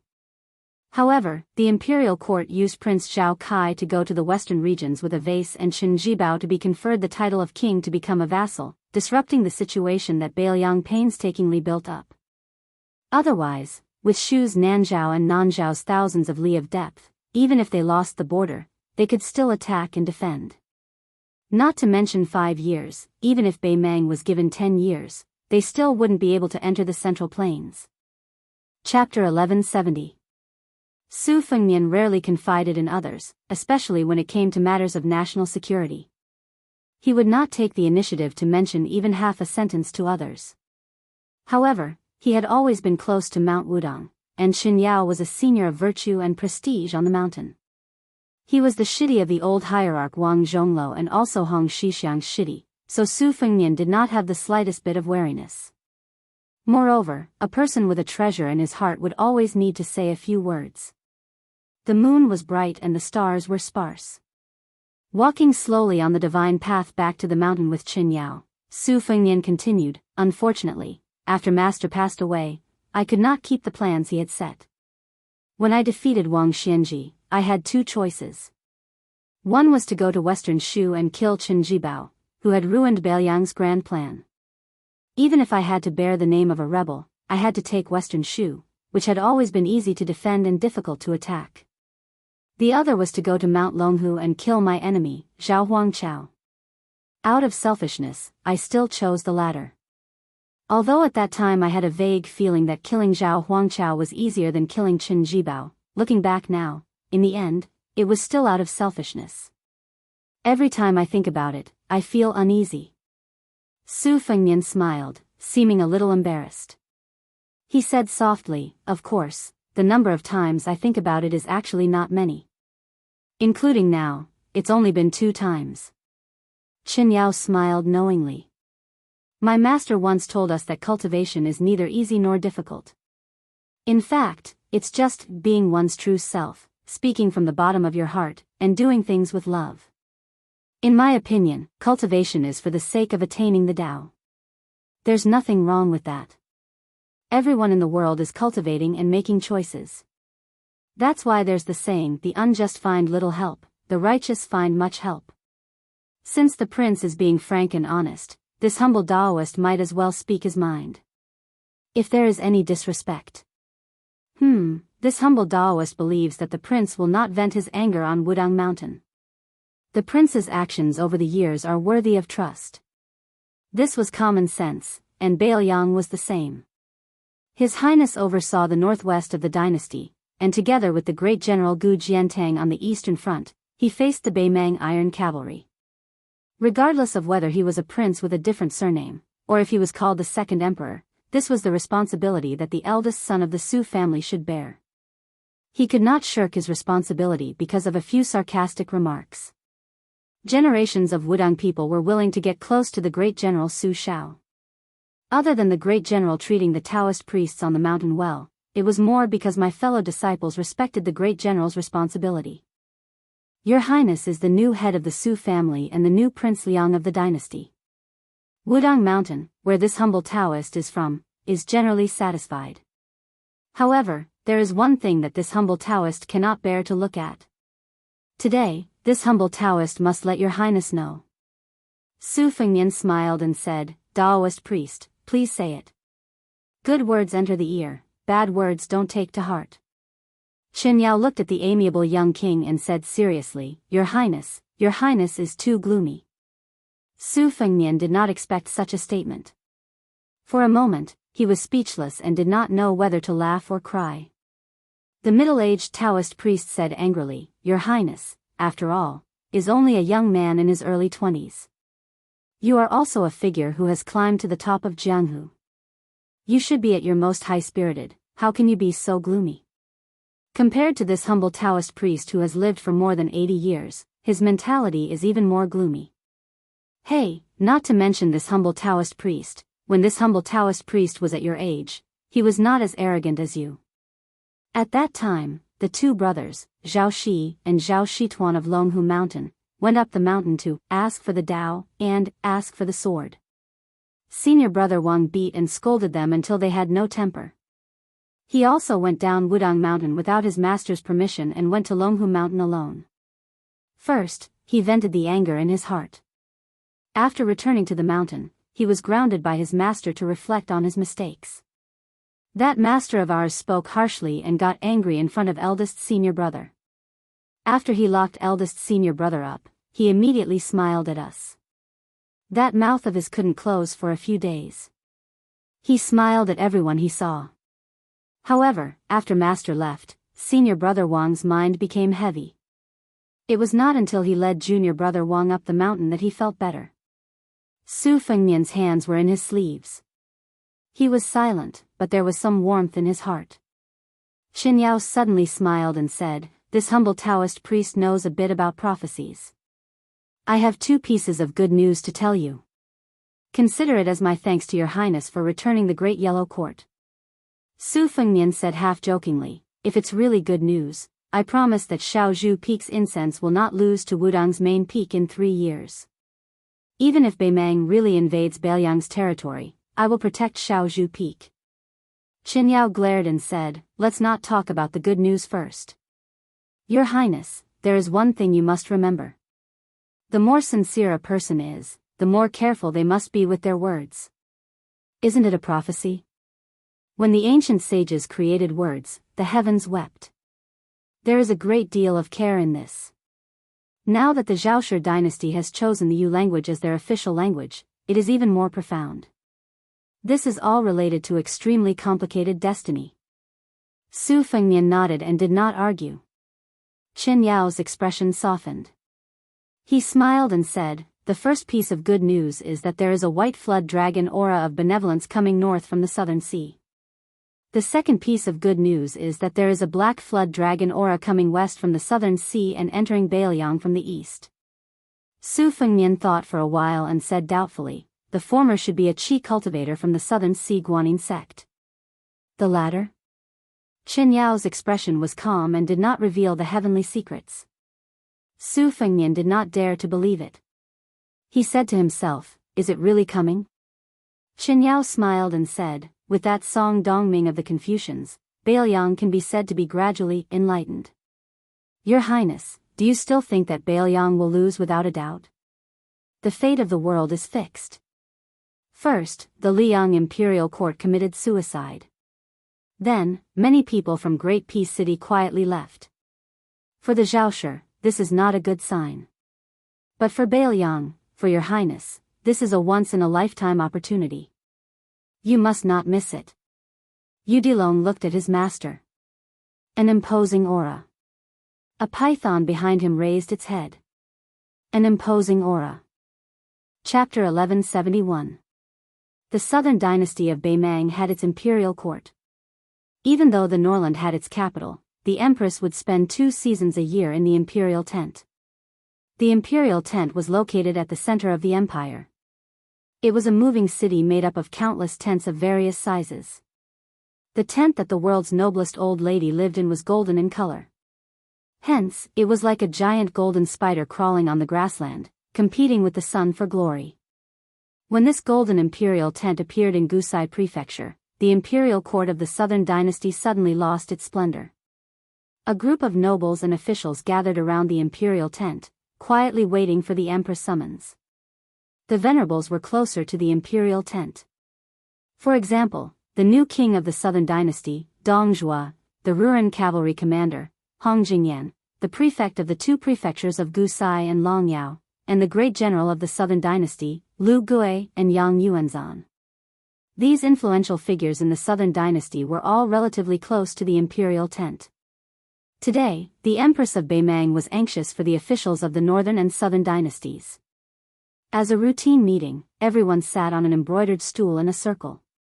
There was no difference in height between the seats.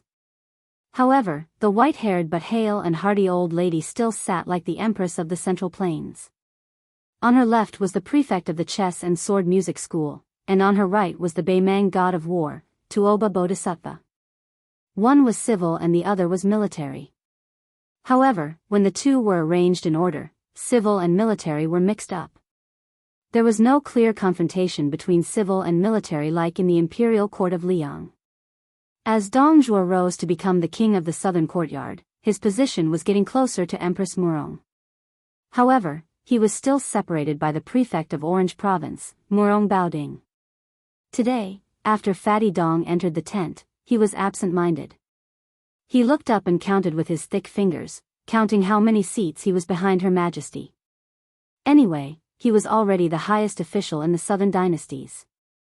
However, there were still many old men with the surname Yelu or Murong who occupied the latrine but did not shit. Even if they were old and dizzy and could no longer straighten their backs, they still forced themselves to participate in this meeting. Dong Zhuo met the eyes of a smiling old man. If he remembered correctly, the old man was called Yelu Hongkai. When he was young, he had done a few heroic deeds. These years, he had not done anything. The old man smiled foolishly at Dong Zhuo. Feeling bored, Dong Zhuo also smiled foolishly at the old man. Just like that, the two of them competed. In the end, Dong Zhuo's face was stiff from smiling, but the smile on the other side was still so lively and lively. Dong Zhuo was defeated. He rubbed his cheeks and gave the old man a thumbs up. Yelu Hongcai's smile did not diminish as he picked his nose. The old man did not hide his pride at all. Dong Zhuo could not help but roll his eyes. Was this guy the roly-poly man who had been under Beimang's orders for 3 dynasties? When Yelu Wenshu of the Holy Sect died, this old man and 6 others were present to receive orders. Their seats were at the bottom. When Shenzong passed away, Yelu Hongkai was ranked 3rd out of the 5 people present. When the former emperor died, he was present with great general Yelu Shulai, a remnant of the Central Plains, Su Huainan, Tuoba Bodhisattva, and Murong Baoding. He was ranked 2nd. Next. Dong Zhuo subconsciously turned to look at the empress. In the large circle formed by the crowd, there was a cloth map that covered the southern part of Liang's capital and Guangling Road. While Dong Zhuo was fighting with the old man, Yelu Hongkai, the empress had already discussed the future trend of the war with several great generals. They were all optimistic about the explosive power of West Chu in the short term. However, they still did not think that West Chu could succeed. It was absolutely impossible for them to succeed in reviving the country. The Empress mainly wanted to ask the generals how short this short term was. Was it a few months or half a year? Or could it be a deadlock until next autumn? Then, under various possibilities, she asked the civil officials how much the national treasury of Liang Imperial Court would be reduced. While they were discussing the overall situation, a few young people from West Chu also reached the ears of the Beimang Empress. Among them, Xie Shibian received the most, as many as 4 times. Ko Jianghui followed closely behind with 3 times. The Empress's interest was piqued, but in the end, she only said, "It's a pity that he was born in the wrong place at the right time." Within the tent, the Northern Mang military generals all believed that with Chao Zhangqin presiding over the Eastern Front, they would still win the battle against Guangling Prince Zhao Yi. However, what followed would depend on the commander-in-chief of the Zhao clan in Liyang who would clean up the mess. Would it be the Lu Xingxiang who was suffering from a lot of difficulties, or would it be the Minister of War Lu Baijie who was appointed in the face of danger? It was to the extent where it might even be the Northern Mang's greatest threat further north, the Great Pillar State Gu Jiantang. In the opinion of the Imperial Peace Commissioner, the Liang Imperial Court looked down on West Chu too much. Furthermore, without Gu Jiantang in charge of the Ministry of War, the speed at which the Liang Imperial Court operated was simply a world of difference compared to 20 years ago. However, the Imperial Peace Commissioner was also deeply worried. He said that the more Liang was attacked by West Chu, the more concentrated and flourishing the military power in Gu Jiantang's hands would be in the future. In the long run, it could barely be considered a good and a bad situation. Dong Zhuo didn't participate in this discussion that didn't have many objections. When Fatty Dong saw the Empress raise her hand, not only did the group of third-rank civil officials, but also a large group of arrogant and domineering generals, it could be said that almost everyone's spirits were lifted. Dong Zhuo also restrained his expression. He only saw 4 young female officials carry out another map and lay it on top of the original map. When that extremely detailed colored map appeared in everyone's vision, Dong Zhuo saw that even Yellow Hongkai, a toothless tiger, narrowed his eyes, leaned forward slightly, and carefully stared at the 10 feet long and wide map. Probably because his eyesight was old and weak, the old man slowly stood up and took a few steps forward. In all of Beimang, he was the only one who could bring a retainer into the tent to participate in the discussion. At that time, the retainer behind Yellow Hongkai tried to support him, but the old man waved his hand and refused. Following Yellow Hongcai's solemn stand-up, most of the Beimang bigwigs didn't dare to continue sitting. Instead, they followed the old man and left the embroidery stool. It was a large map of the desolate situation. Chapter 1172. At first, there were still a few people who hadn't stood up. It was only when Empress Murong stood up that they followed suit. The old woman's face no longer had the calm and leisurely expression she had before. In a low voice, she said, "I know that even now, there are still people who want to attack the Eastern Front first. They believe that as long as they take over the incomplete Eastern Front in Gu Jiantang's hands, they can drive south and occupy Great and City in the Liang dynasty in one fell swoop. They feel that this is the wisest move to get things done once and for all." As soon as she said this, the atmosphere in the king's tent immediately became solemn. Many of the generals and the head of discipline had ugly expressions on their faces. The old woman suddenly laughed self-deprecatingly. "There are also people who believe that the reason I insist on attacking the Western Front is because I'm angry with Su Shao, who is already dead." Dong Zhuo couldn't help but laugh. As a result, he was glared at a dozen times by the important people in the tent. Ordinary Beimang officials had long been scared out of their wits. Fatty Dong raised his head and imitated Yellow Hongkai to pick his nose. The old woman continued to laugh. "You can think this way if you want. It doesn't matter. I only want to tell you one thing today. The decision to attack the Western Front cannot be changed. Whoever opposes it, I'll give you one last chance. Now, leave this tent." Very quickly, a few elders of the king's court snorted coldly in unison and strode out of the king's tent. These elders were all former eagles of the grasslands.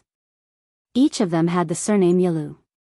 Even now, they still held considerable military power in their hands. They were like the vassals of the Liang dynasty. The system of the Beimang king's court had always been loose. They each did things their own way and only accepted the empress's restrictions in name. Among the elders, there was no lack of people who hadn't participated in the northern expedition against the Liang dynasty more than 10 years ago. However, even Her Majesty couldn't settle accounts with them after the autumn. In the eyes of these elders, only the Eastern Front was profitable. The Western Front? Beiliang's 300,000 soldiers, so what if they were all killed? Beiliang was a godforsaken place. It was not even as fertile as the grasslands in their own grasslands. Marching southward, they were in western Shu, where even Beimang children knew the rugged roads. It was a place that had never produced an emperor who unified the central plains. It was also a place where the Beimang armored cavalry had to dismount and fight. Along the way, not only would many people die, but they would also get very few things. Who would be happy? If an old woman like you is willing to listen to that bullshit order of peace, we won't accompany you. Following the departure of these unruly Yelu Wangye, in large strides, 3 out of 10 people in the king's tent left. Fortunately, none of the commandants and generals of the southern dynasty left. Furthermore, Tuoba Bodhisattva was always standing beside the empress. Yelu Hongkai didn't move an inch and stared at the map. This old man didn't move. Although 7 or 8 important people in their 50s or 60s were restless, they still patiently stayed in the king's tent. Empress Murong's expression didn't change. She didn't even look at those people's backs. She pinched a piece of charcoal with 2 fingers and looked at the map under her feet. She stretched out one hand and pressed it down.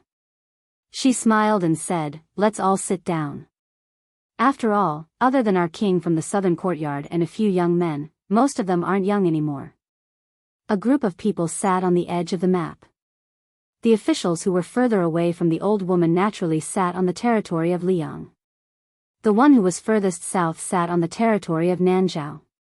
After waiting for everyone to sit down, the empress joked, "I don't know how to use troops. I only know that we Beimang have millions of troops. It shouldn't be possible for them to line up at the border of Gu, Serong and Longyi prefectures. It's better for the Commandant of Peace to explain the specific matters." The Commandant of Peace nodded. He carried the charcoal and walked to the map. However, he didn't go straight to the border of Liangmang. Instead, he squatted down near the eastern border and drew a semicircle that faced the interior of the grassland. He calmly said, "The restoration of West Shu has restrained the military forces of Liang's capital and its environs. However, Gu Jintang's movements are inclined towards the south and biding his time. However, these two tendencies don't mean that Liang will definitely watch with folded arms. It's possible that Liang Beiliang will let bygones be bygones. We are different from the Liang imperial court, which only thinks about gaining the most benefits in everything.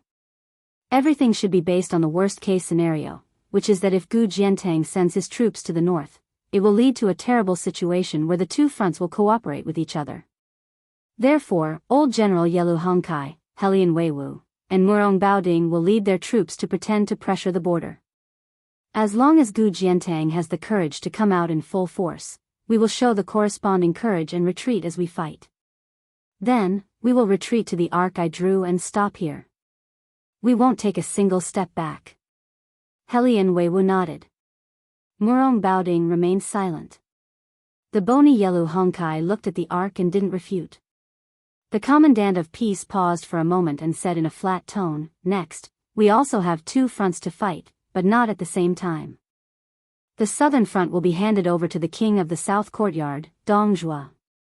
Her Majesty won't interfere with a single soldier. But before that, the northern front will be Beimang's backyard. It will be handed over to the great general Tuoba Bodhisattva to clean up. The target will be the grassland tribes that just walked out of the king's tent." Yelu Hongcai's eyelids twitched. He slowly raised his head and asked in a hoarse voice, "Your Majesty, isn't it easy to kill them on the spot?"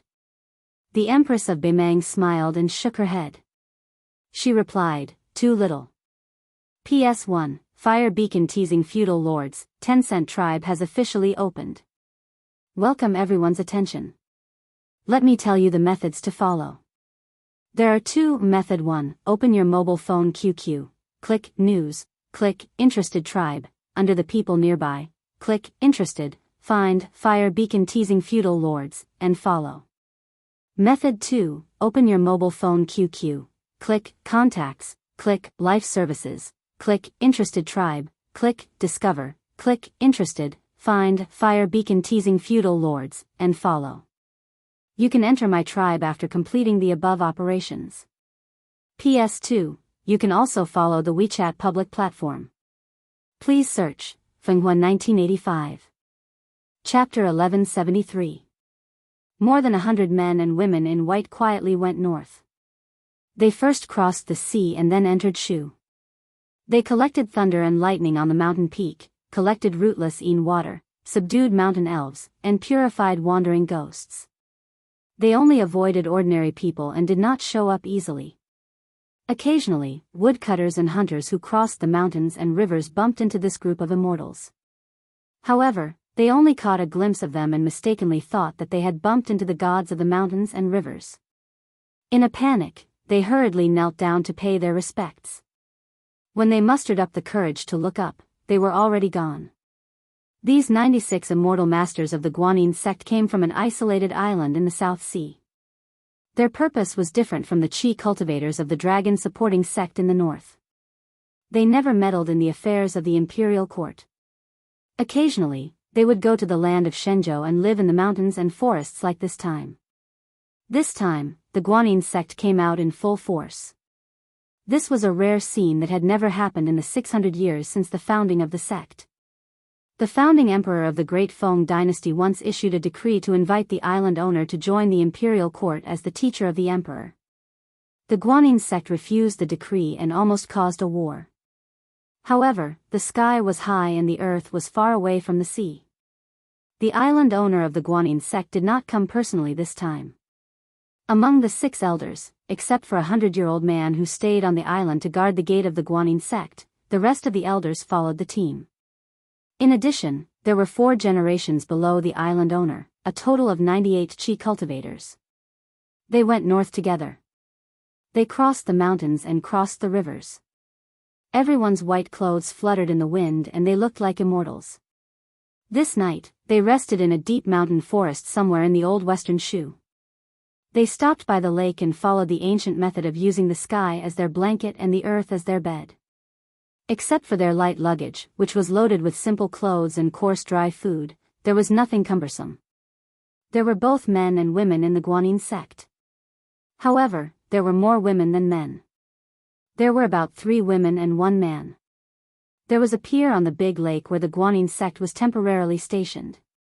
On the shore, there was an ancient drying rack and banner of scriptures. However, it had been abandoned for many years and it was rotten everywhere.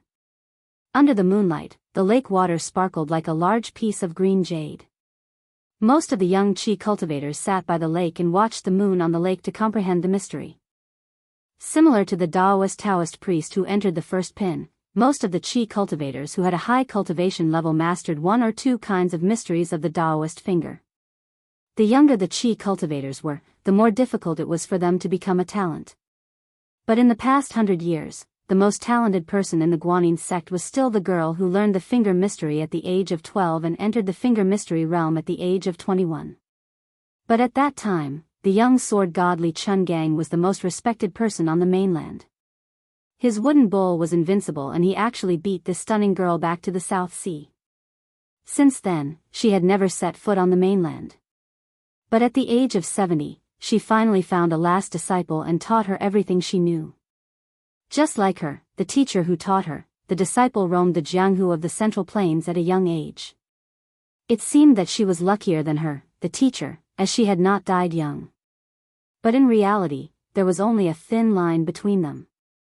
If the young king did not remember that he still had a 3-year agreement with the Guanyin sect, not only would he have taken away the land pilgrimage painting, this young girl who was nicknamed the Charcoal Girl would also have drowned in the Jianghu. She had abducted more than 100 swords of Su Fengnian from the Yuyan mountain villa and in the end, she had returned one of the two most important treasures of the Guanyin sect, which was a great loss. But for some reason, when she was escorted back to the seaside by the mysterious swordsman Mi Fengjie, she anxiously boarded the ship back to the sect. She had thought of dozens of reasons and excuses in her head, but none of them were of any use. She only needed to call her senior martial sister, but the island master turned a deaf ear to her, let alone reprimand her. Even now, when she stepped onto land once more, the charcoal girl still couldn't figure out the reason. At this moment, she was walking on the ancient trestle with her senior martial sister and a female chi cultivator who had to call her senior martial granduncle. Perhaps because of a guilty conscience, the charcoal girl didn't have the same unrestrained behavior as she did on the island in the past. She was so honest and well-behaved that the group of martial nephews found it inconceivable. The charcoal girl's senior martial sister was the sect master of the Guanyin sect. Just like the rumors of the Central Plains, her appearance was like that of a newly married woman. Originally, no matter how much a woman took care of herself, the corners of her eyes, which easily revealed her true age, didn't have the slightest wrinkle. Her skin was as smooth as jade, and under the moonlight, it faintly flowed with brilliance. Her eyebrows were charming, but her figure was especially tall, half a head taller than the northern men. It could be said that her figure was extraordinarily robust. There was a simple bronze mirror hanging at her waist. Looking at the rippling waves on the lake, she asked softly, "Ingi, since entering Shu, have you gained anything?" Chapter 1174. It was a woman who looked older than her. She carried a black scabbard rune sword on her back. This woman named Ingi was nearly 30 years old, but she looked at most in her early 20s. She was still in her prime, but she paled in comparison to the owner of the island who was a few steps away from her. She replied respectfully, "The land of Shu is the transition zone between the high and low of the divine land. It is like the two forces of East and West fighting against each other here. Therefore, the land of Shu has always been a place where dragons fight against each other. It is difficult to get in and out. Therefore, it can't be the place where dragons rise in the eyes of the world. Those peaceful governments have never been able to affect the general trend of the Central Plains dynasty." This point didn't change because Chen Jibao entered Shu and was given the title of king. It can be seen that the Minister of War of Liang was killing two birds with one stone. It not only restrained the expansion of Bailiang, but also limited Chen Jibao's own fate. But Ingi couldn't see through one thing. Since our sect entered Shu, there was a huge amount of great spirit pouring into the land of Shu. Chen Jibao took the opportunity to leave Shu and enter Nanzhao. In Nanzhao, there is a county king from the previous dynasty of Liang who has been unpopular for a long time. Chen Jibao should have swallowed this person's fate and become like a tiger with wings. But Chen Jibao didn't do it in a remote place, which is another strange thing. The charcoal girl wrinkled her nose and said, "The land of Shu has been a place where dragons are locked in since ancient times. But at that time, the emperor of Liang didn't have the intention to plot against Chen Jibao. He intended to place him in the northern territory of Nanjiang with Gu Jiantang in the north and the south, guarding the country's gate. But Chen Jibao himself insisted on entering Shu. In my opinion, Chen Jibao is a lunatic with a lofty ambition. He thinks that even if he is alone in Shu County and starts from scratch, he can still achieve great things. He wants to do something that no one has ever done before to show others. There is no man more conceited than him in the world." "Senior sister, don't you think so?" The master of the Guanyin sect was non-committal. She asked, "Girls selling charcoal, can you identify the source of the great spirit that entered Shu County?" The charcoal girl blinked. "Senior sister, do you really want me to say it?" The sect master seemed to be in a trance for a moment. He changed the topic and said softly, "We're going to Bailiang this time. After we enter the country, we're not allowed to cause any trouble. Especially you, the charcoal girl. Do you hear me?" The girl lowered her head and said, "Oh. If I find out that you went to cause trouble for the king of Bailiang, you will be punished for both crimes." The charcoal girl, who had been rolling her eyes, suddenly became dispirited. She asked in a sickly voice, "Senior sister, Dong Tai is too arrogant. Not only did he raise waves to drown our Guanyin sect, But why did we allow him to stay on the island as a guest and even let him swagger away? If senior apprentice sister hadn't come out of seclusion in advance, he would have been clamoring to smash the well that suppresses countless demons.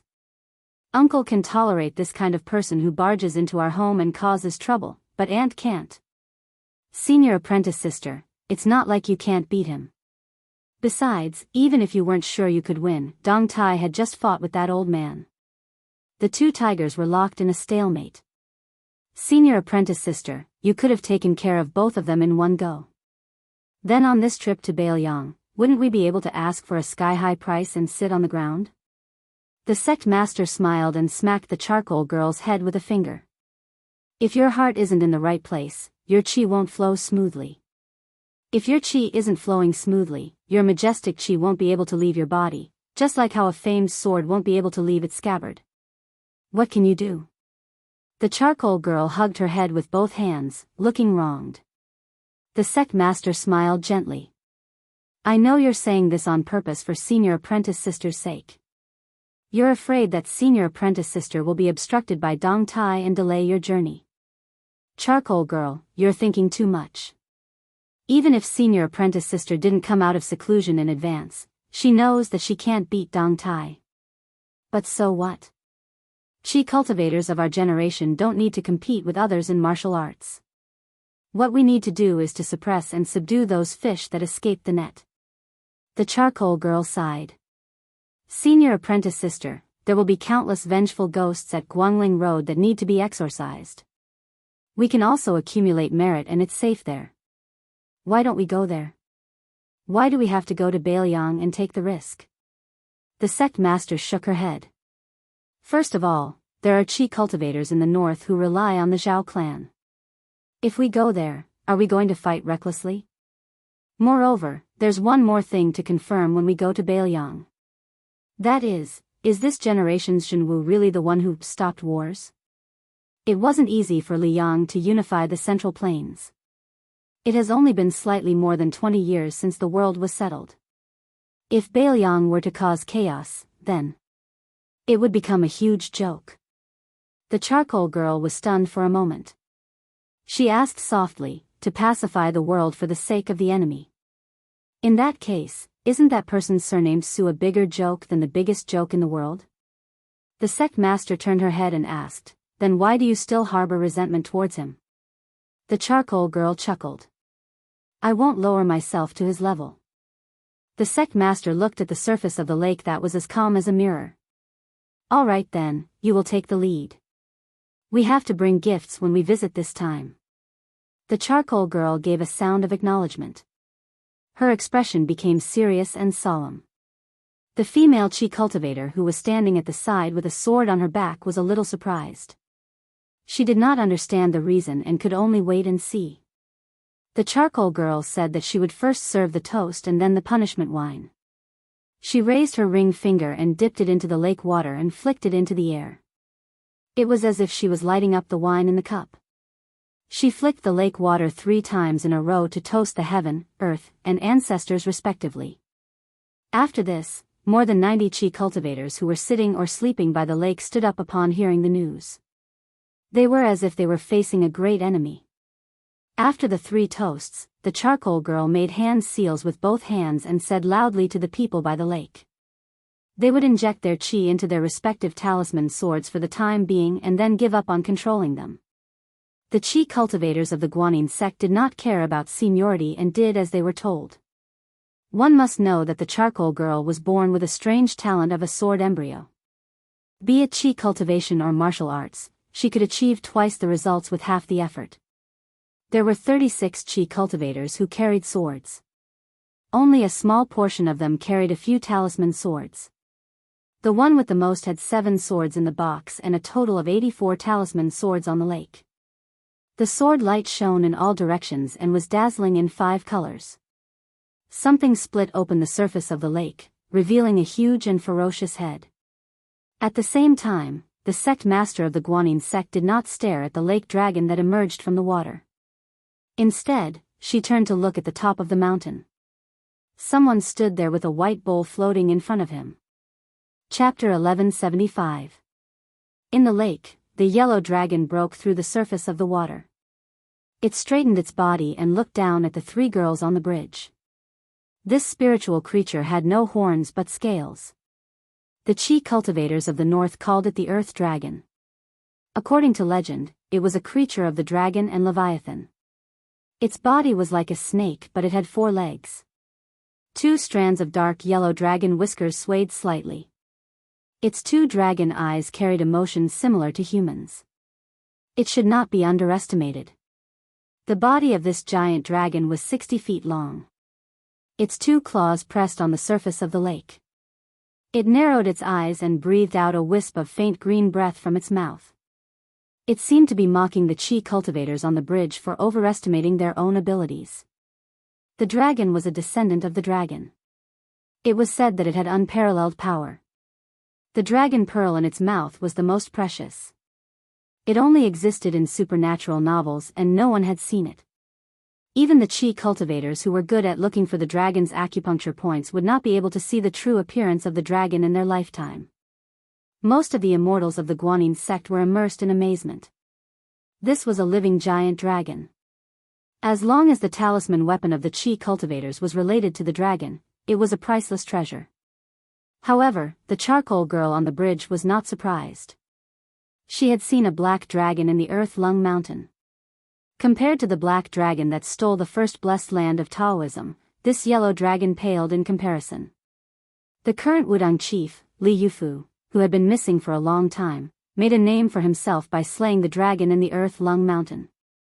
The charcoal girl quickly formed a seal with her hands and jumped into the water.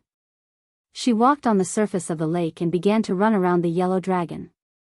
She said the 9-word Sanskrit mantra, Lin, Bing, Do, Zhe, all formations, advance. She supplemented it with the 9 hand seals including the lion seal. Out of the 84 flying swords, 3 stayed still and the 81 swords formed a small formation of 9 swords. The 9 small formations formed a big sword formation. The talisman swords floated above the water with different heights. The tips of the swords pointed downwards and they spat out gang qi. Under the influence of each other, countless water snakes seemed to swim on the surface of the lake. Finally, they formed the seal of treasured vase and trapped the yellow dragon. After the charcoal girl formed the seal, although the sword formation was successfully completed, she looked relaxed. She muttered that she must catch this long worm. However, she didn't underestimate her opponent. She glided gracefully on the surface of the lake. While her delicate body tilted, her slender hand drew on the surface of the water as if she was scribbling. Then, she whispered, "Rise." Unexpectedly, she picked up a jade tablet from the water, just like the one used by the officials in the morning court. She continued to walk around the yellow dragon. The emerald water tablet suddenly glowed brightly, and the qi of purple myrtle swirled around it. The girl who sold charcoal walked behind the yellow dragon and held the tablet with both of her hands, as if she was a minister serving the emperor. She said in a deep voice, "Evil retreats, qi of Tao lives forever." The charcoal girl's sword formation was a talisman. She raised her hands. The yellow dragon, which was as still as a statue. He is, and is, it is. He raised his claw and pressed it gently on the surface of the lake. He was only 1 step away from breaking the sword formation. The yellow dragon, who had its back to the charcoal girl, seemed to be surprised. It thought for a while. Then, it turned its head. It bit the big tablet made of condensed qi and tore it into pieces. The talisman in the charcoal girl's hand also showed traces of cracks. The yellow dragon shook its head. Its dragon whiskers fluttered. Then, it opened its eyes wide and showed its mouth. Like a heavenly king, it roared at the girl who was as small as an ant. The girl selling charcoal was still holding the water tablet in her hand. Her body slid backward on the surface of the lake. Her black hair fluttered in the wind due to the dragon's breath. The charcoal girl retreated until she was a few feet away from the shore. Then, she let go of the tablet.